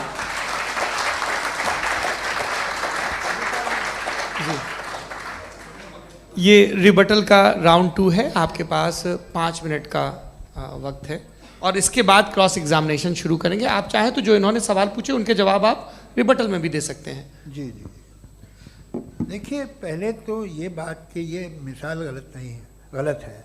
इन्होंने पहले ही हमको डिसार्म कर दिया। कह लिया अकल से मामला सॉल्व नहीं हो सकता, लॉजिक से आप पहुंच नहीं सकते। ये एक मेटाफिजिकल चीज़ है। मेटाफिजिकल अजीब सा लफ्ज़ है, ठीक से किसी को माने नहीं मालूम इसके, तो ऐसा लगता है कुछ बड़ी चीज़ है। अरे भाई क्या होता है मेटाफिजिकल, बताओ, खड़ी हो।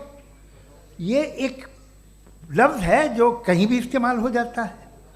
जब आप एक बात कर रहे हैं और आप मुझसे बहस कर रहे हैं तो मुझे मेटाफिजिकल मत बताइए, आप लॉजिकली मुझे प्रूफ किए। और अगर लॉजिकली आप नहीं बात करते साहब ये मेटाफिजिकल है, तो फिर हम आप बात क्या कर रहे हैं? मेरा आपका किस ज़बान में कॉन्वर्सेशन होगा?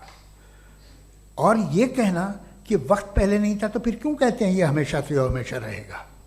हमेशा वक्त है, तो आप कैसे कहते हैं वो हमेशा से है और हमेशा रहेगा? हमेशा का मतलब है कोई वक्त, अगर वक्त ही नहीं है तो हमेशा कैसे? बाहर वो रहेगा। अब मैं ये देखता हूँ, आपने कहा ना कि वहाँ रेप ज़्यादा होते हैं, तो हम एक बात देखते हैं कि ये दुनिया जिस पे वो कादर मुतलक है, जिसकी मर्ज़ी के बगैर पत्ता भी नहीं हिलता, ओमनीपोटेंट है, ये दुनिया चल कैसे रही है? और इस दुनिया का हाल क्या है? 45,000 बच्चे जो 10 साल की उम्र से कम थे वो गाजा में मरे। भूख से काला हांडी में बच्चे मरते हैं और डिप्थेरिया से मरते हैं।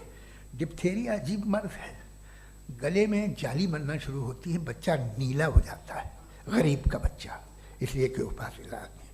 ये कादर मुतलक है जो चाहे कर दे, इससे आप दुआएं मांगते हैं हमारी ये काम कर दे वो कर दे, तो इसका मतलब डे टू डे लाइफ में वो इंटरफेयर करता है और ये देख रहा है वो।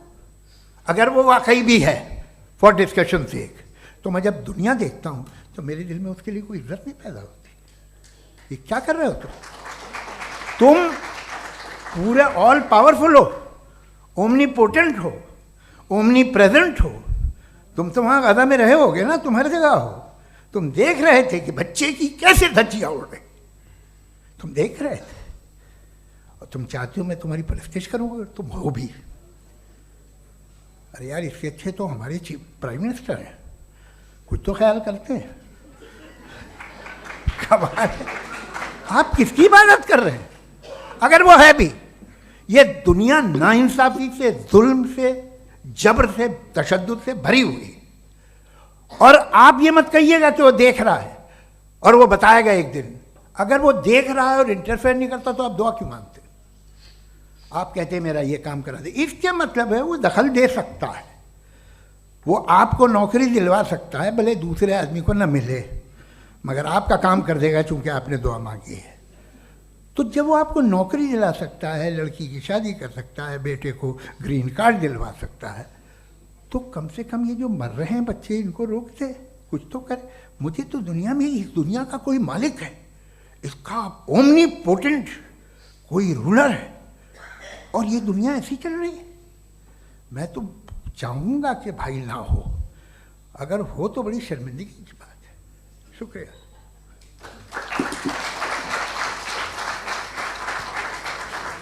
देवियों और सज्जनों, इस बहस के 2 राउंड और 2 रिबटल पूरे हो चुके हैं। अब सबसे ज़रूरी और सबसे मुश्किल राउंड शुरू हो रहा है, क्रॉस एग्जामिनेशन का। अब इन विद्वानों की सज्जनता की एक परख भी होगी, और वक्त हमने 16 मिनट का तय किया है। पहला सवाल आप पूछना चाहेंगे? जी बिल्कुल। पहले बोले भी आप आप माइक ले लीजिएगा हाथ में, ये नीचे से होना चाहिए। जी मैं बोलता हूँ, ये डायस हटा सकते हैं क्या हम थोड़ा क्विकली? डायस पीछे कर दीजिए बस थोड़ा सा, है, ताकि ये जो दाएं बाएं लोग बैठे हैं, इसे हटा ही दीजिए। अब हम वहाँ तो जाने वाले नहीं, आराम से आराम से आराम से। दोनों तरफ से हटा दीजिए।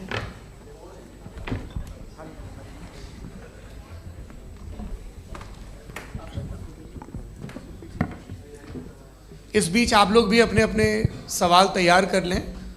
ये ध्यान रखेंगे कि मैं यहाँ से सवाल लूँगा, आप लोगों को अपना हाथ ऊपर करना है, अपना नाम बताना है और अधिकतम 3 वाक्यों में अपना सवाल पूरा करना है।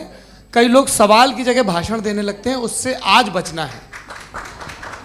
जी मुफ्ती साहब, पहला सवाल आपका, 16 मिनट हैं, हम दोनों लोगों के सवाल लेंगे। जी जी बहुत शुक्रिया। आपकी जो अभी बात हुई बहुत अहम थी, मैं इसको चाहूँगा कि आगे डिस्कस करूँ, लेकिन चूँकि अभी ये वो सेगमेंट है क्रॉस एग्जामिनेशन, तो सबसे पहला सवाल आपसे ये है कि जो मैं इतनी देर से कॉन्टिंजेंसी आर्ग्यूमेंट आपको बता रहा था, ये अकल से ही बता रहा था हजरत, आप ये बताएं कि आप इन्फिनिट रिग्रेस ऑफ कॉजेस को पॉसिबल मानते हैं या नेसेसरी बीइंग के एग्जिस्टेंस को सही समझते हैं? चूंकि 2 ही ऑप्शन हो सकता है, आप ये बताएं।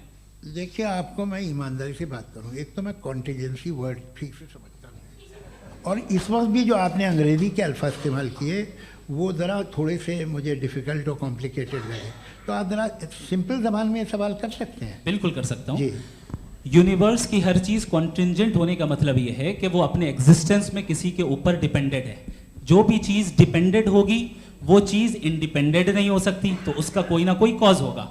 तो अब आप क्या समझते हैं कि ये इन्फिनिट रिग्रेस है, यानी कॉज पर कॉज, कॉज पर कॉज, कॉज पर कॉज, और कभी कोई यानी ये एंडलेसली चलता रहा? क्योंकि अगर ऐसा होगा तो हम तो एग्जिस्टेंस में आते ही नहीं, लॉजिकली ये मुत्तफक अलैह चीज़ है, मुत्तफक अलैह अग्रीड अपॉन। ओके, इस पे हमने एग्री किया था कि मुश्किल शब्द आएगा तो अर्थ बताना पड़ेगा। तो इन्फिनिट रिग्रेस तो पॉसिबल नहीं है, तो कहीं ना कहीं आपको रुकना पड़ेगा ऐसे नेसेसरी बीइंग पर। नहीं, कोई ज़रूरत नहीं रुकने की। किसने कहा आप रुकना पड़ेगा? आप रुकते हैं खुदा पे, आप नहीं रुकते। आप कहते हैं वो हमेशा से, जब उस वक्त से है जब वक्त नहीं था। आप कहाँ रुकते हैं कि अब हुआ था वो? आप नहीं कहते। हम क्यों नहीं मान सकते कि यूनिवर्स जो है और बल्कि मल्टीवर्सेस जो है वो हमेशा से हैं, वो बनती हैं, बिगड़ती हैं। एक हमारे यहाँ एक चीज़ है ब्लैक होल, वो समेट लेता है वापस, फिर ब्लास्ट होता है, फिर फैल जाता है, और इसमें हमारी तो खैर कोई औकात ही नहीं है इंसान की। एक छोटे से ज़र्रे पे हम 50-60 साल की उम्र रखते हैं, जो करोड़ों अरबों साल की कायनात है उसमें, और पैदा भी नहायत ही बेहुदा वजह से हुए थे। तो इसमें ये सोचना कि इसकी वजूहात और ये क्यों है, ये डिपेंडेंट है, ये हम देख रहे हैं, क्या मालूम। आप सोचिए कि ये जो फैल रही है कायनात, ये कहाँ फैल रही है? ये कहाँ जा रही है और ये फैल क्यों रही है? अरे बना ली थी तुमने, रुको भैया, काफ़ी है। ये फैल क्यों रही है? ये और कौन सी कायनात जिसे मैं दूरबीन से देखता हूँ तो 2 बिलियन लाइट ईयर पे है, उससे मेरा कोई वास्ता ही नहीं है। 2 बिलियन ईयर यानी अगर मैं 80,000 माइल्स पर सेकेंड से चलूँ तो 20 करोड़ साल में वहाँ पहुँच जाऊँगा। इसकी ज़रूरत क्या थी? ये दुनिया, ये कायनात तो इंसान अशरफुल मखलूक़ात के लिए बनाई गई ना। तो ये सब ये टर्म समझ में नहीं आया, इसमें कोई ख़ास समझने वाली बात थी भी नहीं। ये जो अल्टीमेट कहा यह जाता है कि ये जो पूरी यूनिवर्स है, ये जो दुनिया है, ये इंसान के लिए बनाई गई। अच्छा, ये सब इंसान के लिए। क्यों साहब, सही है ना? बिल्कुल, लेकिन इसका ये मतलब नहीं कि किसी चीज के पीछे रीजन आपको नहीं पता तो रीजन नहीं है, इसे कहते हैं नहीं, मुझे नहीं पता, लेकिन मेरी जिम्मेदारी नहीं है। वो बिल्कुल सही कहा था उसने, बर्टन रसल ने। आपने उसे मजाक में टाल दिया कि भाई आप एक दावा कर रहे हैं, मैं क्यों कहूं कि ये गलत है दावा? आप प्रूफ कीजिए, मेरे पे जिम्मेदारी ही नहीं है, मैंने थोड़ी कहा है। आप प्रूफ कीजिए कि ये सही है। आप आर्ग्यूमेंट ऑफ कंटिंजेंसी का जवाब ही नहीं दे रहे हैं। सवाल पूछना चाहेंगे? आप सवाल पूछना चाहेंगे मुफ्ती साहब से? क्योंकि ये क्रॉस एग्जामिनेशन का दौर है। आप जैसे पहले बोल रहे थे फेथ को लेके कुछ, मैं ये पूछना चाहूँगा कि खुदा ने जो भी रेवलेशन किए हैं, एक मज़हब के लिए बहुत से मज़हबों में किए हैं, अलग अलग रेवलेशन है। कहीं कुछ एक बातें हैं, कॉन्ट्रडिक्शन भी है आपस में, कहीं कुछ आप कर सकते हैं, कहीं कुछ नहीं कर सकते। ऐसा नहीं है कि सबकी कोड ऑफ मॉरल एक है। तो ये किस्सा क्या है? अब आप ये देखिए कि मुझे कभी कभी लगता है कि जो फुटबॉल फाइनल होता है, लाखों लोग होते हैं, फिर वो टीवी कवर कर, करोड़ों लोग, अगर उसमें खुदा की एक बूमिंग आवाज़ आ जाती, मैं गॉड हूँ, तो सारे लोग अभी सुन लेते और टीवी पे भी सुन लेते, किस्सा ख़त्म होता। ये इतनी राजदारी क्या है कि तुम सामने कुछ तो सबूत दे दो हमें सॉलिड। ये कह रहा साहब ये यूनिवर्स कैसे बनी, इससे मसला क्या हल होगा? मैं पूछूंगा आपसे खुदा कैसे बना? क्यों नहीं पूछूंगा कैसे बना? बल्कि वो तो कायनात से कहीं ज़्यादा इंटेलिजेंट है, कायनात से कहीं ज़्यादा कॉम्प्लेक्स। जी वो हमेशा से है, आप कहेंगे मैं मान लूँगा। अच्छा, दोयम वो कादिर मुतलक, यानी कादिर मुतलक का मतलब ओमनीपोटेंट, वो जो चाहे कर सकता है। आपको नौकरी दिलवा सकता है, आपकी अच्छी जगह शादी करवा सकता है, आपके पड़ोसी का मुकदमा हरवा सकता है, आपको जिता सकता है, सब काम करता है। थोड़ा सा माइक क्लोज जी। वो इस दुनिया को चला कैसे रहा है? ये दुनिया कैसे चल रही है? आपको इस पर हैरत नहीं होती? या क़यामत के बाद कभी एक जस्टिस होगा, जब ये बच्चा मर चुका होगा, जिसकी धज्जियाँ उड़ गई बम से, इसको इंसाफ मिलेगा तब? अच्छा, अब जवाब दूं? हाँ जी, मैं इसीलिए आप की तरफ। सबसे पहले आपने रेवलेशन और स्क्रिप्चर्स की बात की, इस पे मैं बात कर सकता हूं, लेकिन आज नहीं करूंगा चूंकि वक्त कम है। कभी और इस पे डिस्कस करेंगे, मैं तैयार हूं उस पे भी बात करने के लिए। ये अभी से राउंड 2 की भूमिका तय हो रही है। Does God exist round 2? चूंकि आज गॉड के एग्जिस्टेंस पे बात है, तो मैं उसी के रिलेटेड जो है आपके सवालात को एंटरटेन भी करूंगा और मैं भी पूछूंगा।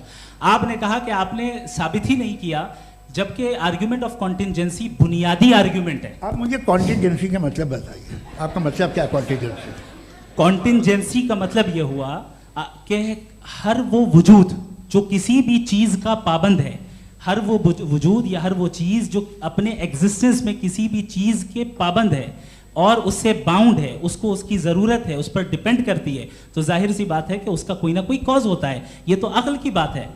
ये आप रीजनिंग की बात करते हैं, मैं वही कर रहा हूं। दूसरी चीज आपने ये बात कही कि इतने बिलियन लाइट ईयर्स दूर है, उसका मेरा क्या लेना देना। फिर मेरे ख्याल से आपको ये नहीं कहना चाहिए I think therefore I am an atheist. आपको सोचना चाहिए, सिर्फ आप एक लिमिटेड दायरे में रहकर नहीं सोचें, बल्कि बाहर निकलकर सोचें। आपने तीसरा सवाल किया, आपने 2-3 सवाल एक साथ। ऐसी बातें ना कीजिए, कुछ लोगों को इतराज हो जाएगा आप पे कि आप कुछ भी सोचिए। ये इजाज़त आपको है नहीं, मुझे है।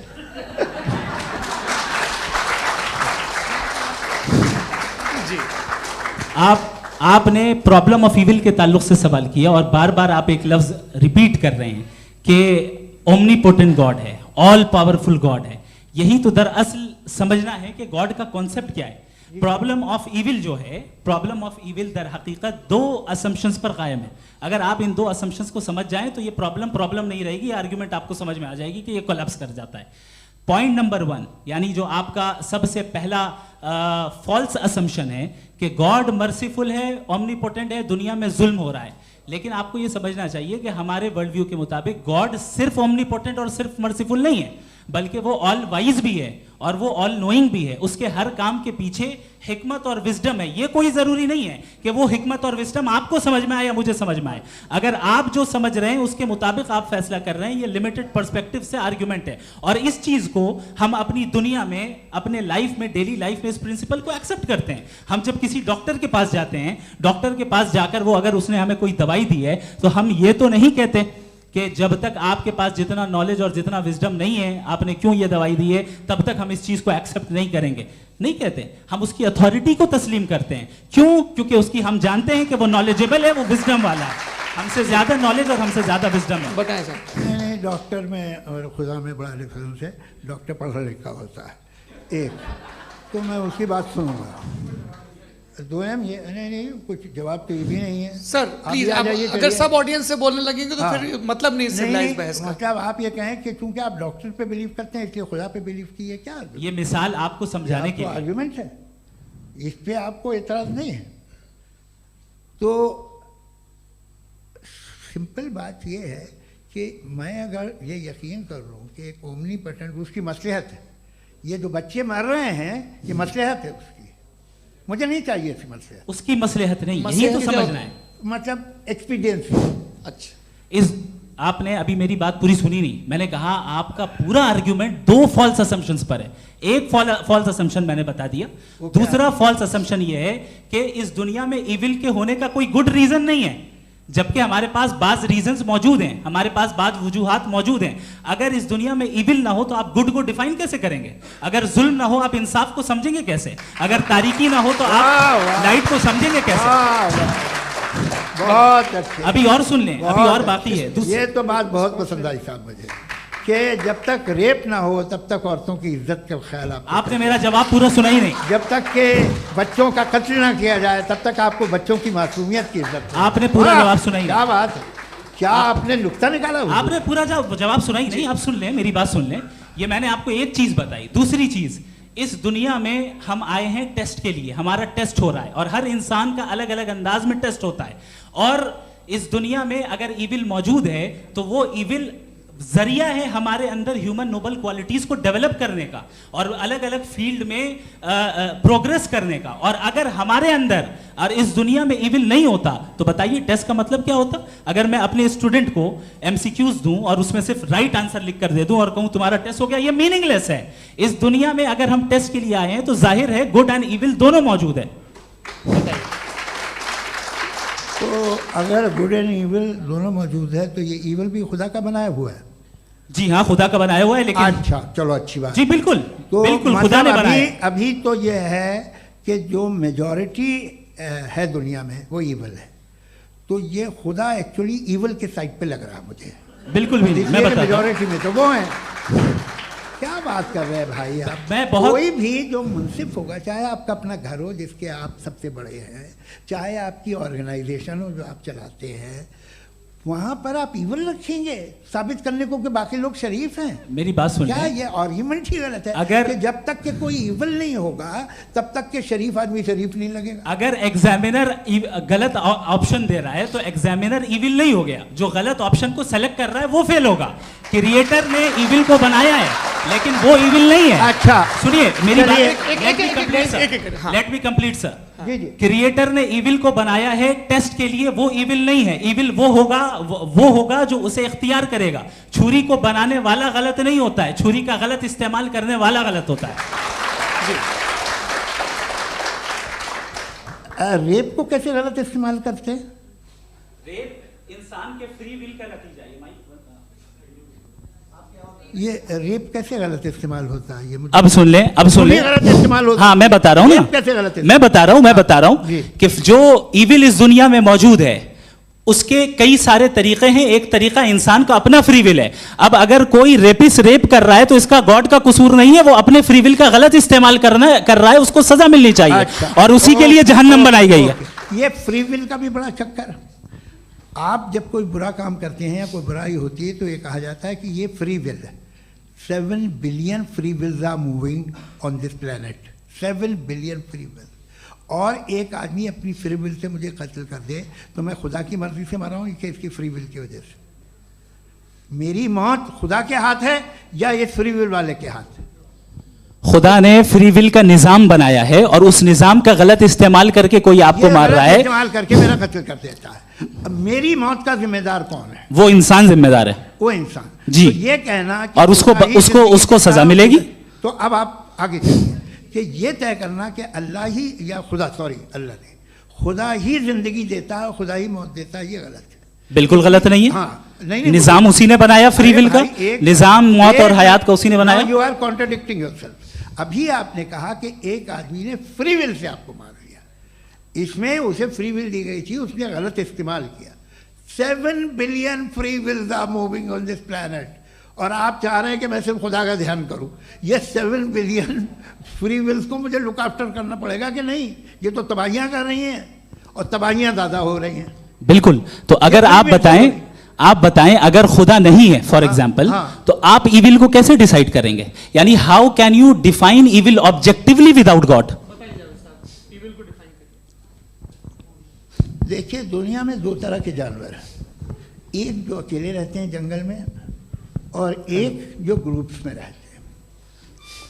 ग्रुप में जो भी रहेगा, चाहे वो आपका फाउंडेशन हो, चाहे कोई क्लब हो, चाहे कोई पॉलिटिकल पार्टी हो, चाहे कोई यूनिट हो, उसमें आपको इंटरैक्ट करने के रूल बनाने पड़ेंगे। यानी लोग तय करेंगे। लोग तय करेंगे। अगर लोगों ने ये तय किया कि किसी का रेप करना सही है, आप जस्टिफाई करेंगे? नहीं, आपका फाउंडेशन तो ये हो गया ना कि लोग ही विल डिसाइड करेंगे। नहीं। अरे दुनिया में ऐसे ग्रुप्स हैं जो रेप को जायज़ मानते हैं सर्टेन हालात में। मैं डिटेल में नहीं जानूंगा, आप भी जानते हैं। ये जो आईसिस वाले थे, इन्होंने क्या किया था, तो उन्होंने क्या किया उसका खुदा से कोई ताल्लुक नहीं है सर। मैंने सिंपल सवाल किया कि इविल को आप डिफाइन करते कैसे हैं? आइए वापस आइए जी। आप साथ में तभी रह सकते हैं जब कुछ आप ऐसे उसूल डेवलप करें जिसमें हर एक का बेसिक तहफ़्फ़ुज़, हर एक का बेसिक राइट हो और हर एक को कोई आराम मिले।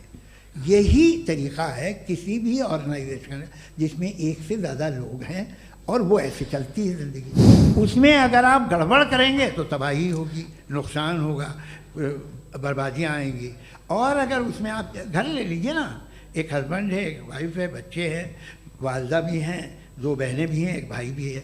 अब इसमें कोई निज़ाम आपको चाहिए साथ में रहने का और एक दूसरे पे भरोसा रहे, एक दूसरे के बहीख्वाह हों, एक दूसरे की मदद करें, ऐसी जिंदगी। सर आपकी बात आ गई। आप ये कह रहे हैं कि लोग डिसाइड करेंगे क्या सही है क्या गलत है, यही है? मेजॉरिटी डिसाइड करेगी क्या सही है क्या गलत है? अरे भाई बिल्कुल। मेजॉरिटी अगर ये कहे कि नाजी जर्मनी के साथ जिस तरह मेजॉरिटी थी कि जेनोसाइड करना सही, आप जस्टिफाई करेंगे?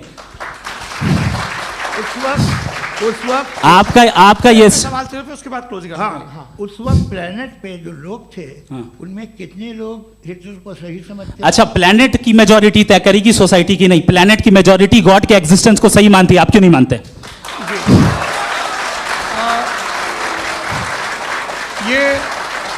हेलो ये क्रॉस क्वेश्चन का राउंड यहाँ पर समाप्त होता है। और ये बड़ा अच्छा है कि इस तरह से फ्रेगमेंट कर दिया गया है ताकि जो मरकरी ऊपर जा रहा है नीचे जवाब दे दूं। जी। प्लेनेट की ज़्यादातर मेजॉरिटी कुछ दूसरे मजहबों के खुदा को मानती है। आप उन्हें क्यों नहीं? आप तो मेजॉरिटी की बात कर रहे हैं। अच्छा, ये क्लोजिंग आप ये कह रहे हैं इविल और गुड को डिसाइड मेजॉरिटी करेगी। मेजॉरिटी जो कर दे वो सही हो जाएगा। क्लोजिंग इसको जैसा आप ही लोगों ने तय किया है उसी फॉर्मेट को फॉलो कर लेते हैं। हाँ भाई, मैंने तो भले लोगों पे एतबार किया और तब मॉडरेशन तय किया। जी, आपके पास 5 मिनट का वक्त है, क्लोजिंग आर्ग्यूमेंट है, उसके बाद हम ऑडियंस से क्वेश्चन आंसर लेंगे जावेद साहब की क्लोजिंग आर्ग्यूमेंट के बाद। ओके, बहुत शुक्रिया जी। हमारा जो टॉपिक है डज गॉड एग्जिस्ट, मैं इस पे इतने एकेडमिक तैयारी करके आया था, मुझे था कि मैंने सोचा था कि कई सारे मैं आर्ग्यूमेंट्स दूंगा, लेकिन वक्त की भी किल्लत और जावेद साहब बार बार इधर उधर चले जा रहे थे तो उसको भी थोड़ा एंटरटेन करना पड़ गया। डज गॉड एग्जिस्ट पे मैं एक ही आर्ग्यूमेंट दे पाया, आर्ग्यूमेंट्स बहुत हैं और डेफिनेटिव आर्ग्यूमेंट्स हैं, और मेरे आर्ग्यूमेंट को किसी एक राउंड में भी इन्होंने एंटरटेन नहीं किया और रेफ्यूट नहीं किया, एक राउंड में भी नहीं, एक राउंड में भी नहीं। और ना ही अभी आपका क्लोजिंग आर्गुमेंट आएगा, नहीं वो बता देना। Argument of contingency sir. अरे मैं आपसे कई बार कह चुका हूँ कंटीजेंसी का मतलब अब मैं कैसे समझाऊं आपको आपस में? हाँ, आप और कितने आसानी से समझाऊं मैं, मुझे तो नहीं समझ में आ रहा है। आप अपनी आर्ग्यूमेंट ऑफ कंटीजेंसी उर्दू में बोल सकते हैं। हाँ, आप अपनी बात पूरी कर लें जी, आखिरी 4 मिनट। दूसरी चीज, just a minute please ma'am, can I talk? दूसरी चीज ये है कि आपने एक तो इसका जवाब नहीं दिया, दूसरा आपने गॉड के ना होने पर कोई डेफिनेटिव आर्ग्यूमेंट नहीं दिया, सिर्फ मजहब पे बात कर रहे हैं आप। मजहब तो आज हमारा टॉपिक ही नहीं था, आज तो हमारा टॉपिक हो, आप मजहब से ले लेकर आईएस तक चले गए। भाई हमारा क्या ताल्लुक है उससे? We condemn them. और उसका गॉड से क्या ताल्लुक है? अगर कोई गलत काम कर रहा है, किसी ने किसी को कत्ल किया, किसी ने किसी का रेप किया, उसको सजा मिलनी चाहिए। और आपके पास कोई भी rational strong foundation of morality नहीं है। आपने कहा कि मेजॉरिटी तय करेगी सोसाइटी की, वो सही होगा। मैंने कहा हिटलर को फिर आप सही कहेंगे, नहीं नहीं नहीं नहीं, प्लैनेट की सोसाइटी की मेजॉरिटी तय करेगी। तो प्लैनेट की मेजॉरिटी गॉड के एग्जिस्टेंस को मानती है, आप कह रहे हैं ये रिलीजियस है।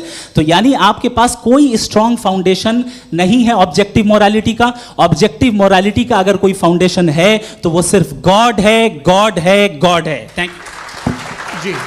ये मुफ्ती शमाइल नदवी साहब का क्लोजिंग आर्ग्यूमेंट था। अब हमारे पास जी, मैं जी ये बड़ा अच्छा है कि दोनों लोगों को मॉडरेटर से शिकायत भी और बोल रहे हैं भाई हमारी शाबाशी भी तो करते चलो। अब मेरी बात जी, आपके पास जावेद अख्तर साहब 5 मिनट का वक्त है, ये आपका क्लोजिंग आर्ग्यूमेंट है, टाइम रीसेट कर दें जी। देखिए, बहुत सारी बातें हैं। गॉड का डेफिनेशन दुनिया के किसी भी रिलीजन में है कि वो ओमनीपोटेंट है, ओमनीप्रेजेंट है, he is just, he is kind, he loves you and so on. मैं जब दुनिया देखता हूँ तो मुझे कोई ऐसा सुप्रीम पावर यहाँ दिखाई नहीं देती है जो इंसान की बहबूदी के लिए कुछ कर रही हो, कमज़ोर को बचा रही हो, मदद कर रही हो, जालिम को पीछे हटा रही हो। मैं नहीं देखा, तारीख़ में नहीं। एक तो अगर है और ये देख रहा है तमाशा, तो उसका होना न होना बराबर है। दोयम ये कि ये जो है, जब आप ये कहते हैं कि कायनात जिसकी कंटीजेंसी है, मैं देखिए वो लफ्ज़ इस्तेमाल किया मैं, तो ये कैसे हो सकती है भाई? और फ़ौरन आप सरेंडर कर देते हैं कि जाहिर है कि इसका बनाने वाला तो इससे 10,000 गुना था कॉम्प्लिकेटेड होगा। उस पर आपके होने पे कोई इतराज़ नहीं है। उसे वो टाइमलेस है, वो पहले से था, टाइम तो बहुत बाद में आया। ये सब आप मानने को तैयार है जिसका आपके पास कोई सबूत नहीं, आपके पास कोई रीज़न नहीं है। आपकी तारीख क्या है मज़हबों की? बिलीफ की, जो खुदाओं का बिलीफ है, ये कॉन्स्टेंटली गलत साबित होता रहा है। मतलब आप कहें कि अरिस्टोटल के ज़माने में तो सब जाहिल थे, वो भी इतने ही यकीन से खुदा पे यकीन रखते थे, जो अब नहीं रहा। ये भी नहीं रहेगा, आप लिख लीजिए। और इसके आसार आपको दुनिया में दिखाई देना शुरू हो चुके हैं। ये बहस क्या आज से 100 साल पहले इस तरह हो सकती थी? यहाँ तक तो आपको हम ले आए हैं। तो सर अरे इनको मदद की ज़रूरत नहीं भाई, ये सेल्फ सफिशिएंट आदमी है, आप क्यों इनकी मदद कर रहे हैं? Sir please. तो ये जो है तमाम बातें अपनी जगह हैं। ये एक पैकेज है। आप अकेले, कोई आदमी ऐसा नहीं जो सिर्फ गॉड को मानता हो, उसके साथ बहुत पैराफर्नेलिया आता है, अलग अलग पैराफर्नेलियाज आते हैं। They have always created chaos in the society. मैं तो आपको सीधा ऑफर देता हूँ कि दुनिया में 10 इम्पॉर्टेंट बिलीव्स हैं। आप 1 मानते हैं, 9 नहीं मानते, 9 में आप एथियस्ट हैं, 9 को आप बिल्कुल रीजनेबली मेरी तरह देखते हैं। तो 90 मजहबी आदमी भी 90% एथियस्ट है। वो दूसरे खुदा नहीं मानता, एक खुदा मानता है, अपना वाला, बाकियों को कहता है गलत है। अगर आप मानना ही बंद कर दें तो आपका 10% चांस है कि आप सही हैं और 90% चांस है कि आप गलत हैं। मेरा मशवरा है, आप मानना छोड़ दिए तो 50% चांस होगा कि आप सही हैं और 50% चांस होगा, 40% आप गेन करेंगे बाय बिकमिंग एथियस्ट।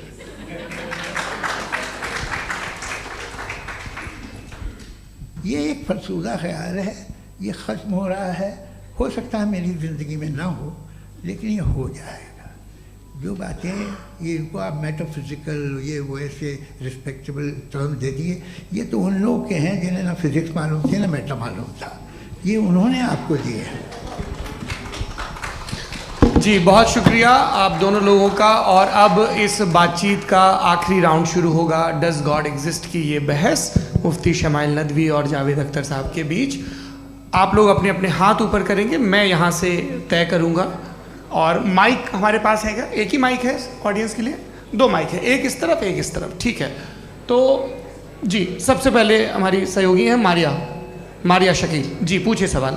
थोड़ा सा रुकेंगे ताकि कैमरे का फ्रेम आप पर आ जाए, आपकी तो प्रैक्टिस है टीवी की। जी नदवी साहब, मैं खुदा को मानती हूँ, पहले मैं इसी प्रमाइस से शुरू कर रही हूँ और ये बता रही हूँ आपको, मैं मानती हूँ। लेकिन कुछ सवाल हैं जो जावेद साहब ने उठाया, उसका जवाब आपको देना चाहिए। पहला सवाल ये कि गज़ा में सालों से छोटे बच्चे मर रहे हैं, वो उनको अगर खुदा मर्सीफुल है, हम मानते हैं कि अल्लाह ताला में बहुत ताकत है, तो वो बच्चे क्यों मर रहे हैं?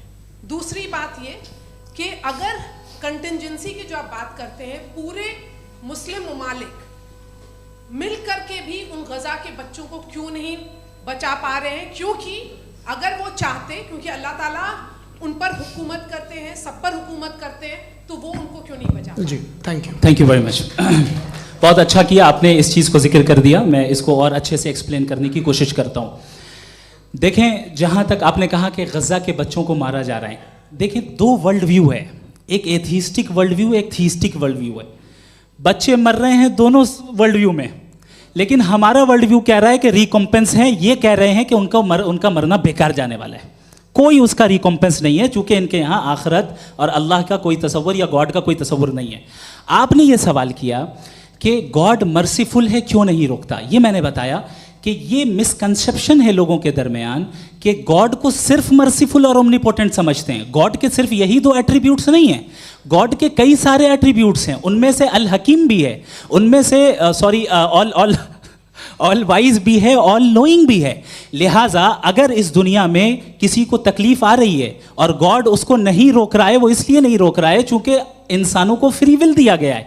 ठीक इसी तरीके से अगर एक डॉक्टर किसी छोटे बच्चे को इंजेक्शन लगा रहा है, उसे तकलीफ पहुंच रही है, उसके लिमिटेड पर्सपेक्टिव के एतबार से ये गलत हो रहा है और डॉक्टर बुरा है। लेकिन जब आप ब्रॉडर पिक्चर को देखेंगी, आपके और हमारे पास सिर्फ एक पिक्सल है, हमें इतना नजर आ रहा है कि गजा में कत्ल हो रहा है, लेकिन इसके पीछे कितना रिकॉम्पेंस उनको मिलने वाला है, पूरा पिक्चर गॉड के पास है। तो एक पिक्सल से आप पूरे पिक्चर को कभी भी जज नहीं कर सकती। आप इसमें कुछ जोड़ना चाहेंगे? आपको कुछ बोलना है इसमें? भैया आपने बहुत अच्छा जस्टिफिकेशन दिया। या आप वो जो वहाँ के प्राइम मिनिस्टर इजराइल के उन्हें भेजिए, वो बहुत खुश होंगे। आप जस्टिफिकेशन दे देना कि अगर गॉड नहीं है तो बच्चे क्यों मर रहे हैं, आप बताएं। वो ये सवाल पूछ रहे हैं कि अगर आप ईश्वर का अस्तित्व नहीं मानते हैं तो उन बच्चों की मौत को आप कैसे इंटरप्रेट करते हैं? भाई ये दुनिया जो है, जो ताकतवर लोग होते हैं वो एक नाइंसाफ़ी करते हैं। तो ये अच्छा काम है आपके नज़दीक, तो नेचर नाइंसाफ़ी पे मबनी है। अरे मेरे भाई, आप नेचर की कहाँ बात कर रहे हैं, तो इंसान की बात जी, कर। तो फिर जब मैं इंसान की बात कर रहा था आप नेचर की बात करने लग गए। क्रॉस एग्जामिनेशन नहीं। हाँ, अब आप मुझे बोलने नहीं देंगे तो अलग बात है, आप बोलिए, मुझे कोई जल्दी नहीं। जी नहीं, ये क्रॉस एग्जामिनेशन मुझे बोल तो लेने दीजिए। जी बोलिए। क्या बात ये है कि ह्यूमन सोसाइटी तभी साथ में रह सकती है जब वो मोहब्बत से, एकता से, एक दूसरे के एहतराम करके रहे। इसके अलावा पॉसिबल नहीं है, अकेले तो इंसान रह ही नहीं सकता। वहाँ पर कुछ लोग हैं जो फाउल करते हैं, वो फाउल हमेशा से तारीख में होता आया है। आज ये हो रहा है, जो हो रहा है बहुत बुरा हो रहा है, बहुत जालिमाना है, बहुत जाबराना है।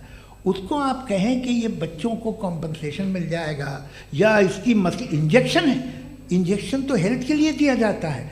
आप ये कह रहे हैं कि ये बच्चों की जो धज्जियां उड़ रही हैं ये इंजेक्शन है, ये टेस्ट है, ये टेस्ट है और उस टेस्ट में उनको ऐसा रिकॉम्पेंस मिलेगा जो आपके तसव्वुर के बाहर है। ये आप 3 बरस के बच्चे को बारूद से उड़ा के टेस्ट ले रहे हैं। वाह, वो नहीं ले रहा है, खुदा नहीं उड़ा रहा है, इजराइल उड़ा रहा है। जी, ये तो उसको कंडेम अगला सवाल लेते हैं professor Purushottam Agarwal.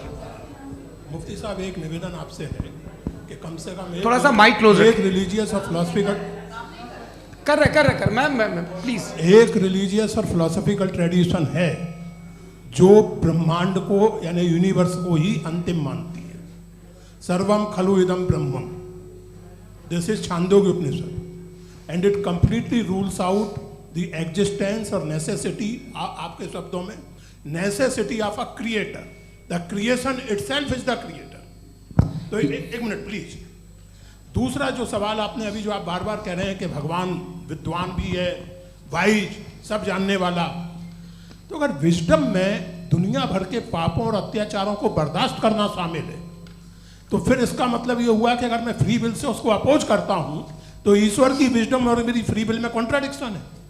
Because when I am opposing whatever is happening in Gaza, then I am opposing the God's will और गॉड्स विजडम।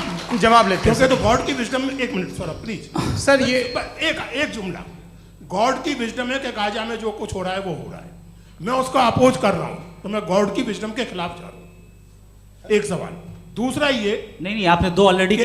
सर आप और सवाल कर लें, लेकिन मुझे दो जवाब दे सर, पहले आपने ये कहा, सुनिए मेरी बात सुनिए। भाई इजराइल के गॉड के मुताबिक तुम्हारा ठीक हो रहा है ना? नहीं हो रहा है, ठीक नहीं हो रहा है, मैं बता रहा हूँ क्या हो रहा है। आप तशरीफ रखिए, मैं बता रहा हूँ क्या हो रहा है। Let me complete please. एक सेकंड गाइस, एक सेकंड। ये देखिए, ऐसा है कि ये सब बड़ा आपस में विचार विमर्श के बाद ये तय हुआ था कि कुछ नियम बना लिए जाएं ताकि एक टाइम बाउंड बातचीत चले।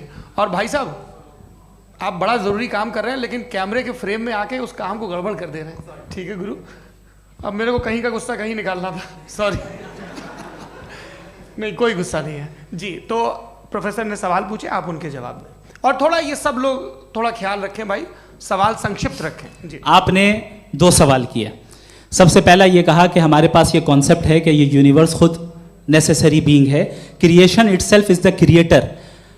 हाउ इरैशनल इज दिस कि मैं एग्जिस्ट करूंगा बाद में, लेकिन अभी एग्जिस्ट कर भी रहा हूं, यानी एक ही टाइम में एग्जिस्ट भी कर रहे हैं, नहीं भी कर रहे हैं। This is not true.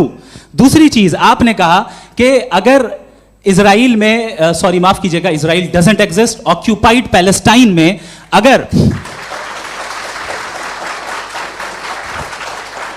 अगर ऑक्यूपाइड पैलेस्टाइन में बच्चों को मारा जा रहा है फ्री विल की वजह से और गॉड नहीं रोक रहा, ये कॉन्ट्रडिक्शन है। ये बताइए कि एक एग्जाम में एक बच्चा गलत आंसर लिख रहा है, सुनिए, एग्जामिनर चाहे तो रोक सकता है, क्यों नहीं रोक रहा है?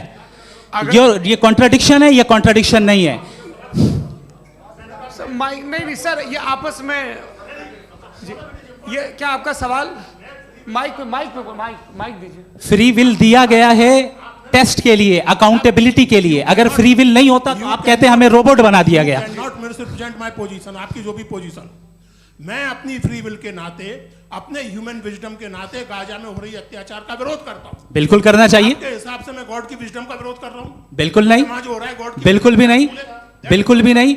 उसका वहां पर गाजा में कत्ल होना ये इंसानों के गलत इस्तेमाल का नतीजा है, फ्री विल के इस्तेमाल का नतीजा है। गॉड इसका हुक्म नहीं देता, उससे रोकता है। यही तो मसला है ना, आपके लिए कॉन्सेप्ट क्लियर है? नहीं भाई, आपने तो बताया था इंजेक्शन लगाने से बच्चे को तकलीफ होती है, ये इंजेक्शन लगा। सर आप ऐसे रेटोरिक स्टेटमेंट दे तब तो कोई मसला नहीं समझते रहेंगे। This is a rhetoric statement, this is not a logical argument sir. I am sorry. आखिरी 30 मिनट बड़े मुश्किल होने वाले हैं जी। मुफ्ती साहब आगे बैठे हैं, इनको माइक दीजिए। हाँ तरुण, माइक आप अपने पास रखिए, आपको कैमरे का फ्रेम पता है जी। सबसे पहले दोनों को मुबारकबाद। एक सर अपना आप नाम बता दें। आप अमेरिका में शिकागो में रहते हैं, इतना मुझे याद है। बताया आपको, यासिर नदीम अलवाजदी मेरा नाम है।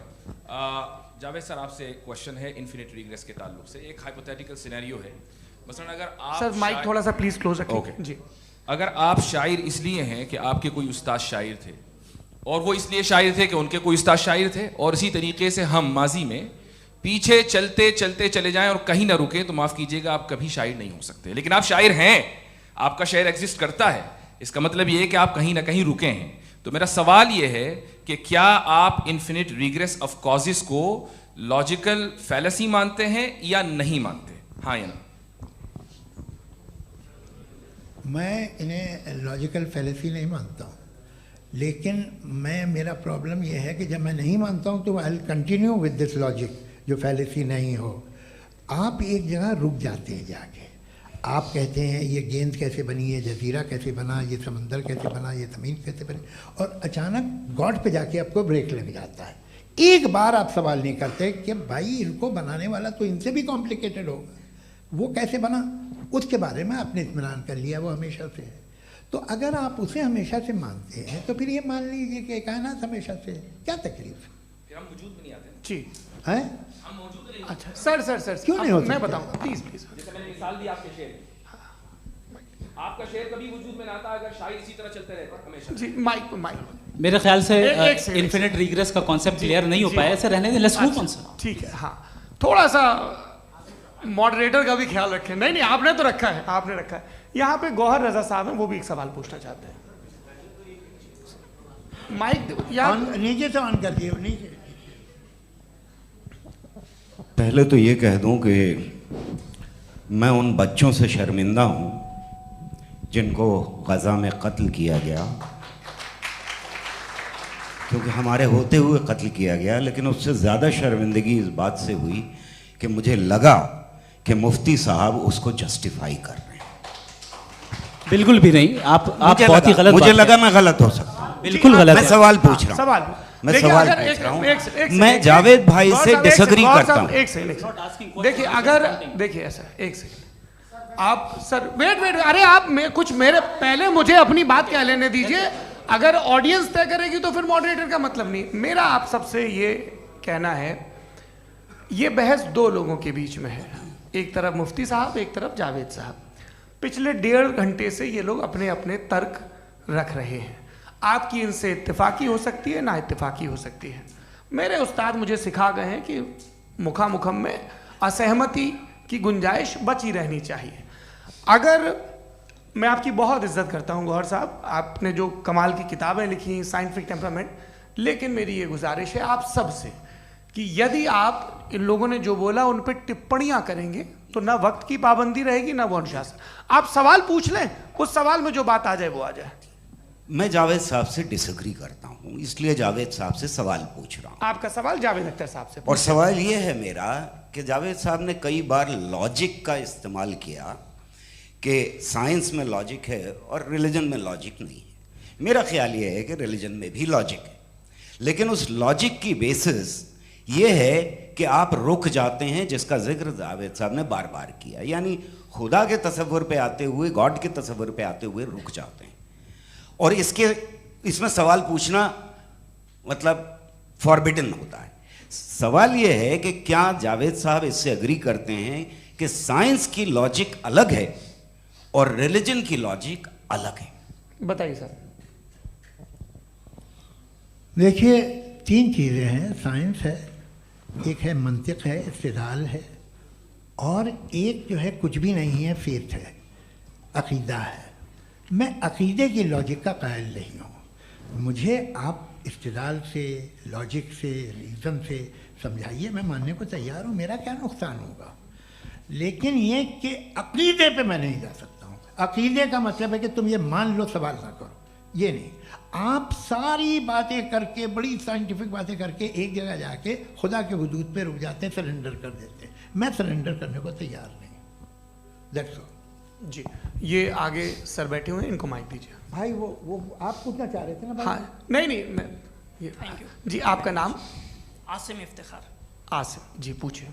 सर, जावेद सर से सवाल है कि आपने अपने क्लोजिंग माइक थोड़ा करीब रखिए। अपने क्लोजिंग स्टेटमेंट में बात कही थी कि मज़हब का जो फ्यूचर है वो ज़्यादा दिन नहीं जाने वाला है। लेकिन मैं देख पा रहा हूँ कि जो ऑक्सफोर्ड यूनिवर्सिटी की एक स्टडी है 2011 में हुई है, जिसके 50 एकेडमिशियंस ने इसको अंजाम दिया था, उसमें वो ये कहते हैं कि जो फेथ इन गॉड है वो इनबिल्ट है ह्यूमन नेचर के अंदर, जिसको हम कहते हैं फितरत के अंदर शामिल है वो। और वो ये कहते हैं कि अगर कोई ये समझता है कि मज़हब को वो ख़त्म कर देगा तो ये उसकी गलत फहमी है। तो आप इसके बारे में, इस स्टडीज़ के बारे में क्या कहते हैं? ठीक है, मैं उनसे एग्री नहीं करता हूँ। वो कौन से प्रोफेसर होंगे? ऐसा उनके क्या पास डेटा है, इन्होंने डेटा के बेस होगा। डेटा क्या हो सकता है? फ्यूचर का डेटा तो नहीं हो सकता ना उनके पास, प्रेजेंट का डेटा हो सकता है। डेटा आपने सुना 100 साल पहले का बाद का डेटा? मैंने तो नहीं सुना आज तक। तो आज उनकी ये राय है और होगी राय। ठीक है, दुनिया में तरह तरह की राय है लोग, लेकिन मैं समझता हूँ कि वक्त के साथ इंसान ज़्यादा से ज़्यादा रीज़नेबल और लॉजिकल होता जा रहा है। आज आप देखिए वेस्टर्न यूरोप में क्या परसेंटेज है नॉन बिलीवर्स की, बहुत हाई, वहाँ चर्च खाली पड़े होते हैं। तो अल्टीमेटली तो इंसान कोई ऐसी बात बहुत अरसे तक नहीं मान सकेगा, चाहे गलत या सही, जो उससे उसके दिमाग को, उसके जहन को, उसके लॉजिक को अपील न करे। वो कह रहे हैं तो ऑक्सफोर्ड के होंगे तो कैम्ब्रिज के होंगे, तो मुझे क्या लेना देना, उनका डेटा मुस्तकबिल का नहीं हो सकता है। जी दीपक, हाँ पूछिए। मैं आऊँगा अभी, पीछे की साइड भी आऊँगा, माइक वहीं भेजूंगा 2-3 साल के लिए। जी जावेद साहब, आपसे सवाल है। नमस्ते। अरे भाई सर, अगर आप ही लोग को तय करना है तो फिर 200 लोग तय कर लें। ये एक साथ नहीं sir, please don't do this sir. Everybody has a right sir, but we can only take selected questions. No sir, ये यंग लोग भी हैं तो इनकी ये एक अब बात उतने यंग, सुनिए। भाई आप यंग हैं कि नहीं हैं? एक मिनट, वो कह रहे हैं वो भी आइए, यंग हैं पूछ रहे हैं ना साहब, भाई। आप उनकी नौजवानी पर दावा उनको ही करने दें। हाँ मुफ्ती साहब आप यंग, हाँ पूछे। अरे भैया सर मेरा सवाल ये है, कुछ इनसे भी तो पूछो। जी नहीं, बस आपसे एक सवाल है। जैसे थीस्टों के पास अपने जो ईश्वर को मानते हैं उनके पास अपने सोशल गेट टुगेदर्स हैं, 5 रोज़ आज क्रिसमस आने वाला है, होली है, दिवाली है, ईद है। एथिस्ट क्या ऑफर कर रहे हैं? मतलब मैं इनकी दुकान से बोलूं, मैं आना चाहता हूं उस तरफ, पर मैं अट्रैक्ट नहीं हो पा रहा हूं। मैं सोशल गेट टुगेदर्स क्या है आपके पास? वो ये कह रहे हैं कि जो धार्मिक लोग हैं, अलग अलग धर्म के लोग, उनके उत्सव त्योहार कांग्रेगेशन बहुत हैं। अब आपको मैं एक सुनाता हूँ, यहाँ हिस्टोरियन भी बैठे हैं, मृदुला जी आप बताइएगा सही है कि नहीं। ये एक कॉन्स्टेंटाइन, एक ग्रीक रोमन बादशाह था जो क्रिश्चियनिटी आने के 400 साल बाद उसने डिसाइड किया कि मैं क्रिश्चियन हो जाऊंगा, मेरी पूरी स्टेट कैंसिल हो जाएगी। उस ज़माने में ऐसे ही होता था, राजा जो धर्म इख्तियार करता था वो जनता भी कर लेती थी, इसलिए कि वो हो गया था बैंकक्रप्ट, और उसे जो मेडिटेरियन कोस्ट के रिच क्रिश्चियन वो थे मर्चेंट, उससे पैसा चाहिए था। तो उसने कहा यार क्रिश्चियन हो जाओ। तो उसने अपने वजीर से कहा कि भाई ये हिस्ट्री है कि अब हम लोग क्रिश्चियन हो जाते हैं। पहले सर हो जाएंगे, कोई प्रॉब्लम नहीं है, लेकिन एक प्रॉब्लम ये है कि 17 दिसंबर से 25 दिसंबर तक जो पेगन फेस्टिवल होता, जो पेगन डे वो लोग जो फेस्टिवल होता है वो बंद हो जाएगा, इसलिए कि हम क्रिश्चियन हो गए तो होगा नहीं। तो वो बच्चों को बहुत बुरा लगेगा, पब्लिक को बहुत इन्जॉय करते हैं, खासतौर से 25 को मेन डे। उसने कहा हाँ ये तो सही कह रहे हो, ये जीसस क्राइस्ट की पैदाइश कब थी? कहते साहब वो अप्रैल में थी। नहीं कट करो, वो 25 दिसंबर को है, यह हकीकत है जी। और 400 साल बाद क्रिश्चियनिटी के अप्रैल से दिसंबर ले आए, और इसलिए कि यहाँ पेगन फेस्टिवल होता था। अब मनाते हैं आप आराम से। ये जो सारे फेस्टिवल हैं ये रिलीजन से, हर एक को एक इंटरटेनमेंट डिपार्टमेंट चाहिए होता है अपनी कंपनी चलाने के लिए। तो ये रिलीजन ने, ये सेकुलर त्यौहार थे जिन्हें रिलीजन्स ने ले लिया है। ये मौसम के थे, फसलों के थे, किसानों के थे, उसको आपने लेके रिलीजियस रंग दे दिया। ये कोई रिलीजन से थोड़ी आए हैं आप। अच्छा हमें देखिए, हम तो मुल्द हैं, हम ईद मनाते हैं, हम दिवाली मनाते हैं, हम होली मनाते हैं, हम क्रिसमस मनाते हैं। बम्बई की फिल्म इंडस्ट्री की सबसे बड़ी होली हमारे घर में होती है, सबसे बड़ी ईद हमारे घर में होती है। वो हमारे सोशल वो है, हमारे हेरिटेज है। ऐसा थोड़ी है कि we will throw the baby along with the water. ये तो अच्छी चीज़ है, इन्हें रखो, जो बेकार है फेंक दो। जी हाँ हेलो जी, मेरा सवाल नादवी जी से है। जैसा कि आपने बोला कि गॉड टाइम के भी परे हैं, और गॉड इतनी कॉम्प्लेक्स चीज़ है कि उसे ह्यूमन माइंड समझ नहीं सकता, और गॉड ने अर्थ पे फ्री विल भी दे दी है। तो आप अपना वक्त ज़ाया क्यों कर रहे हैं गॉड के बारे में बात करके? अपन को तो बात करनी चाहिए कि सोसाइटी को बेहतर कैसे करें। जी, मैं गॉड वही बताता है सोसाइटी को कैसे बेहतर करे। अभी मैं आपका जवाब देता हूँ। आपने कहा कि टाइम पे वो एग्जिस्ट नहीं करता, मेरा सवाल ये है कि जैसा आपने बोला कि गॉड बहुत ही कॉम्प्लेक्स चीज़ है। मैंने कहा ही नहीं कि कॉम्प्लेक्स है, तो आपके अल्फाज हैं। कॉम्प्लेक्स का लफ्ज गॉड के लिए सुइटेबल नहीं है। क्यों? क्योंकि कॉम्प्लेक्स वो चीजें होती हैं जो ऑब्जेक्ट हो। God is not an object जिसको आप इंस्ट्रूमेंट के जरिए लेबोरेटरी में जाके टेस्ट करें, oh it's very complex. No, वो कोई कार का इंजन नहीं है। मेरा वो फिलोसॉफिकली नेसेसरी बीइंग ऐसी बीइंग है जो सिंपल बीइंग है। हाँ, आप उसको मुकम्मल तौर पे उसकी तमाम हिकमतों को जान ले और हर चीज को जान ले, ये पॉसिबल नहीं है, क्योंकि वो ऑल वाइज है, आप ऑल वाइज नहीं है, और वो खुदा है, वो आपको सारी चीजें बता दे, ये जरूरी नहीं। मेरा सवाल ये नहीं था, मेरा सवाल ये था कि जब गॉड इतना परे है इस दुनिया से कि उसने अर्थ पे फ्री विल भी दी है, हम सब ह्यूमंस की फ्री विल है, और जो सोसाइटी में हो रहा है वो अपन लोग डिसाइड करेंगे, तो अपन लोग डिसाइड नहीं करेंगे ना, अपन लोग डिसाइड नहीं करेंगे। गॉड जो है, गॉड ने वो उसकी जात, उसकी एग्जिस्टेंस टाइम एंड स्पेस से परे है, लेकिन वो हमारा टेस्ट ले रहा है और उसी गॉड ने हमें बताया कि तुम्हें क्या करना है क्या नहीं करना है, तो जाहिर है उस गॉड की बात सुनेंगे ना हम। जी, वो पीछे एक चश्मा लगाए जो मैम खड़ी हैं, उनको दीजिए। हाँ, आप जी जी बिल्कुल आएंगे, देखिए मैं कोशिश कर रहा हूँ सब तरफ जाने की। हाँ, उनको दीजिए माइक जी। हेलो सर, मैं ओमनी प्रेजेंट नहीं हूँ, टाइम पाबंद हूँ और जहाँ तक कोशिश कर सकता हूँ करूँगा। जी, अपना नाम बताइए। मेरा नाम उर्सुला है, मैं दिल्ली यूनिवर्सिटी की एक स्टूडेंट हूँ और मैं स्टूडेंट फेडरेशन ऑफ इंडिया से हूँ। मेरा सवाल मुफ्ती जी से है कि इस हॉल के इस कमरे में बैठ के हम लोग रेप की मोरालिटी के बारे में फिलोसफिकली बात तो कर सकते हैं, बट असलियत ये है कि रोज़मर्रा की ज़िंदगी में औरतें रेप के थ्रू गुजरती हैं, और हम लोग सिर्फ नंबर्स पे इस तरह नहीं देख सकते, क्योंकि कितनी औरतें हैं इन कंट्रीज़ में जहाँ पे आप बता रहे हैं कि केसेस कम हैं, जिनका एक्सेस है कि वो जाके केस फाइल कर सकें। कितनी औरतें हैं जो जिनको काम करने की आज़ादी है उन कंट्रीज़ में। यूरोप में ये आज़ादी आ गई, यूरोप में ये रूल्स आ गए, तो हम आज उसके बारे में बात कर पा रहे हैं। जी, जवाब। आपने ये कहा कि कमरे में बंद होकर हम लोग इस पर फिलोसफिकली बात कर सकते हैं, लेकिन हकीकत में क्या हो रहा है, वो ग्राउंड लेवल पे क्या हो रहा है जो बहुत गलत हो रहा है, और वो सफ़र कर रही हैं। आई एग्री, बहुत गलत हो रहा है, और जो गलत हो रहा है उसको हमें रोकना है। और क्यों रोकना है, वो गलत क्यों है, हमारे पास इसका ऑब्जेक्टिव फाउंडेशन है, इनके पास उसका ऑब्जेक्टिव फाउंडेशन नहीं है। मैं ये कहना चाह रहा हूँ कि जहाँ पे भी जुल्म हो रहा है, जहाँ पे भी औरत पे जुल्म हो रहा है, या उसकी इज्जत लूटी जा रही है, या उसे तकलीफ पहुँचाई जा रही है, और सिर्फ औरत नहीं, किसी इंसान के ऊपर भी जुल्म हो रहा है, तो उसके खिलाफ खड़ा होना, ये मॉरलिटी हमारे पास गॉड के पास से आई है। वरना जावेद साहब तो कह रहे हैं कि जो है मेजॉरिटी डिसाइड करेगी, तो मेजॉरिटी तो कभी भी बदल सकती है। क्या आप हाँ। ये थोड़ी सी आपको गलतफहमी है। मैं अगर मेरे जुमले से ये मदनत निकला या मैंने कहा, तो ये जुमला मैं वापस लेता हूँ। ये मेरा मतलब ही नहीं था कि मेजॉरिटी डिसाइड करें। मेजॉरिटी डिसाइड करें तो दुनिया में बड़ी, वैसे आपने कहा था ये जुमला। अच्छा, हो सकता है, मैं मान रहा हूँ, बाद में रिकैप कर लेंगे। अरे एक सेकंड, मैं अपनी एक्सप्लेनेशन देता हूँ।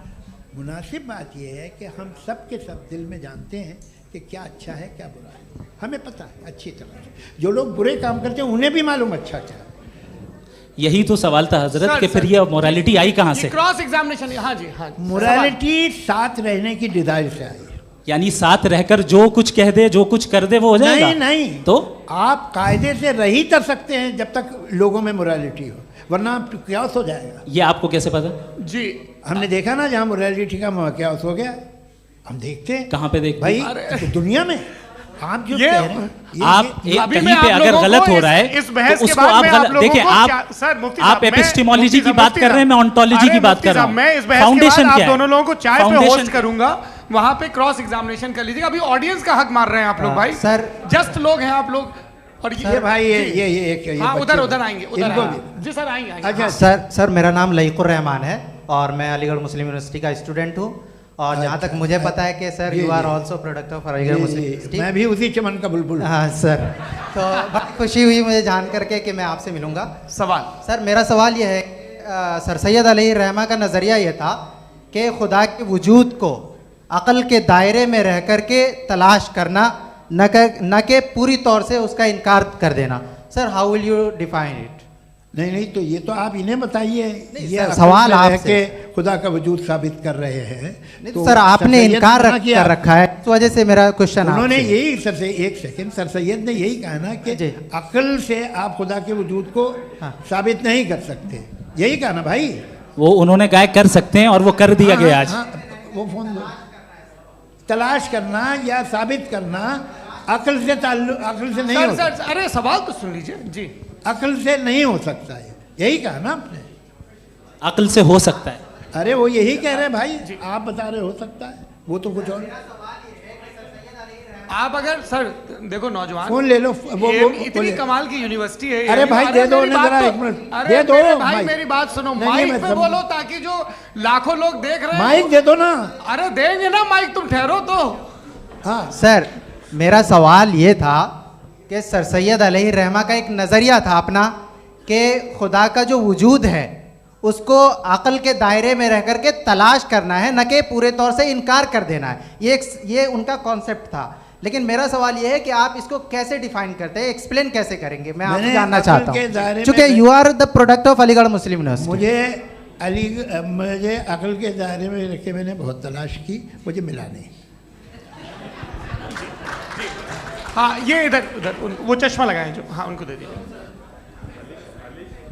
जी जी फटाफट पूछिए, बस 5 मिनट है, 5 मिनट में खत्म हो रहा है। हाँ अस्सलाम वालेकुम मुफ्ती साहब, एंड मेरा सवाल जावेद अख्तर साहब से। क्या नाम है आपका? अरे भैया सब मुझे पूछ रहे हो। फैज पूछिए फैज साहब। तो मेरा सवाल ये है कि अभी जो एथियस्ट है वो problem of evil argument use कर रहे हैं अगेंस्ट मुस्लिम्स, राइट? कि इस दुनिया में इतना सारा ईविल है और अगेंस्ट मुस्लिम तो यहाँ अगेंस्ट थियस्ट। हाँ थोड़ा सा करेक्ट कर लीजिए भाई, पूरी मशक्कत ही इसी बात की थी कि किसी एक मजहब पे बात ना टिके। जी, तो बेसिकली ये आर्गुमेंट ऐसा है कि इस दुनिया में इतना ज़्यादा ईवल एग्जिस्ट करता है और अगर एक ऑल गुड गॉड है तो वो रोकता क्यों नहीं है? लेकिन इस सवाल में एक हिडन अजम्पशन ये है कि इस दुनिया में ईवल एग्जिस्ट करता है। अब एथियस्ट ये कैसे ऑन्टोलॉजिकली प्रूव कर सकते हैं कि इस दुनिया में ईवल एग्जिस्ट करता है? मैं आपको बताता हूँ, थोड़ा सा समझा। नहीं सर, हम लोग इनको सुनने आए। नहीं please don't do that. I want to explain ontologically. नहीं हम समझ गए सर, इनको अब जवाब देने दीजिए। अच्छा सवाल पूछ लो। मैं अभी तक क्या था वो मैं थोड़ा सा ऐड ऑन कर लेता हूँ। तुम गुरु, तो हम जब इसका राउंड 13 करेंगे ना तब तुमको स्टेज पे बिठाएंगे। जी तो हाँ जल्दी से।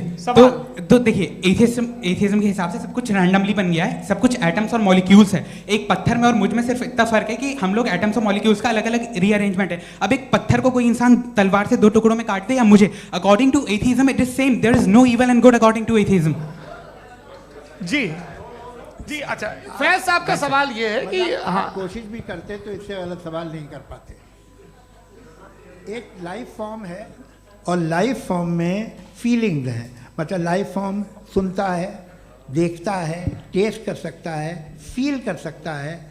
तो उसकी जो ये जो क्वालिटी इस बबल में आ गई हैं वो जानवर में भी है, इंसान में भी है। तो जाहिर है कि उसे कोई तकलीफ पहुंचेगी, तो चूंकि उसके पास वो सेंसिटिविटी है तो मैं करेगा। पत्थर में वो सेंसिटिविटी नहीं है। तो ये क्या सवाल हुआ कि अगर पत्थर को काटा तो पत्थर को तकलीफ नहीं होती, तो आपको काटे तो आपको क्यों तकलीफ हो? बैठ जाइए। जी हाँ अगला सवाल। हाँ पूछे जी जावेद अख्तर साहब। अरे भैया सब आप लोग मुफ्ती साहब को छोड़ रहे हैं, तो मेरे ही पीछे पड़े हैं क्या? फिर चलो बोलो भाई। You asked how God can exist when children die in Gaza. Huh? You asked how God can exist when children die in Gaza, and you also mentioned the rise of atheism in Europe. But the same events also are leading many atheists and non-believers to turn towards faith. How do you interpret this contradiction, where suffering pushes some away from God, yet brings others closer to belief? आपको एक बात बताऊं, दुनिया perfect तो कहीं भी नहीं है, हर जगह कुछ खामियां हैं। बेटा एक मिनट, आप ही को कहेंगे, देखो वो तो कुछ खामियां, कमज़ोरियां, खराबियां सब जगह है। लेकिन अगर देखोगे ईमानदारी से कि दुनिया सबसे ज़्यादा महज़ब कहाँ है, एक आम शहरी को कहाँ हुकूक हासिल हैं, वो बोल सकता है, अपनी मर्ज़ी से काम कर सकता है, अपनी मर्ज़ी से राय दे सकता है, हुकूमत के ख़िलाफ़ बोल सकता है, बरसरे इक़्तिदार लोगों के बारे में बोल सकता है, सरमायादारों के ख़िलाफ़ बोल सकता है। तो आपको ये स्कैंडिनेवियन कंट्रीज़ में मिलेगा, वेस्टर्न यूरोप में मिलेगा। मैं नहीं कह रहा वो परफेक्ट है, बिल्कुल नहीं, वहाँ बहुत ख़राबियाँ भी हैं, परफेक्ट तो कोई। लेकिन जिन जिन मुल्कों में, लैटिन अमेरिका देखो, गल्फ़ देखो, वहाँ पर आपको ये ज़रूर है कि रेप नहीं होते होंगे। रेप की ज़रूरत क्या है भाई? उसको तो ख़रीद लो, घर में रखो, सड़क पर रेप करने की क्या ज़रूरत है? मगर सुनिए, मगर हकीकत ये है कि वहाँ शख्सी आज़ादी राय देने की, बोलने की नहीं है। जी ये एक आखिरी सवाल मुफ्ती साहब से। हाँ मैम, इनको माइक दीजिए। शुक्रिया। मेरा नाम मनीषा है, मैं हरियाणा से आई हूँ। मैं मुफ्ती साहब से एक बात पूछना चाहती हूँ। आप बार बार जावेद साहब को कॉन्ट्राडिक्ट तो कर रहे हैं कि आपने ये कहा, लेकिन आप भी अजम्पशंस के बेसिस पे बात कर रहे हैं। आपने खुदा के होने का कौन सा प्रूफ पेश किया है खुदा की एग्जिस्टेंस का? अब इस सवाल को अलग रहने दीजिए, कौन एथीस्ट है कौन नहीं है। और दूसरी बात जो आपने एक छोटी सी कही थी कि ये फ्री विल का इस्तेमाल करता है इंसान अपनी, लेकिन इस फ्री विल का इस्तेमाल में मतलब खुदा ने ये दे दी सबको ये इजाज़त कि वो कितना घिनौनापन और कितने ज़्यादा ख़राब से ख़राब तरीके इस्तेमाल कर सकता है। जवाब सुनते जी। आप फ्री विल को मानती है ना, या अब कहती है कि फ्री विल नहीं है ना, मानती है ना? तो अब आपके पास इसका कोई एक्सप्लेनेशन नहीं है कि अगर एक इंसान उस फ्री विल का इस्तेमाल करके गलत काम कर रहा है और बच के अच्छी ज़िंदगी गुजार के निकल जा रहा है, उसका कोई रिकम्पेंस नहीं है। हमारे वर्ल्ड व्यू में जो इंसान गलत काम कर रहा है उसको भी रिकम्पेंस यानी उसका बुरा बदला मिलना है, और जो सही काम कर रहा है उसको सही बदला मिलना है। लिहाजा जो फ्री विल है वो इस तरीके से है कि एक लिमिटेड टाइम तक खुदा ने मोहलत दी है। ऐसा ही नहीं कि छूट दे दी, जो करना है करते रहो हमेशा। वक्त आएगा जब एग्जाम का टाइम खत्म होगा तब रिजल्ट आएगा। दौराने एग्जाम जबरदस्ती आपको नहीं बताया जाएगा। अरे भाई एक सेकंड, जी एक सवाल मुफ्ती साहब से मेरा है। मुफ्ती साहब से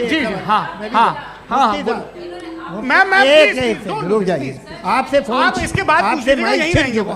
बोलिए। मैं मुफ्ती साहब एक ही सवाल करता हूँ कि अगर जो हो रहा है फ्री विल से हो रहा है और एक दिन बरोज़ क़यामत इंसाफ होगा मैशर में वगैरह वगैरह, तो दुआ क्यों मांगते हैं लोग? दुआ मांगते हैं इसके मतलब है अभी भी उसने ये डिपार्टमेंट रखा है कि मैं रोज़मर्रा की ज़िंदगी में बिल्कुल बिल्कुल ही कैन।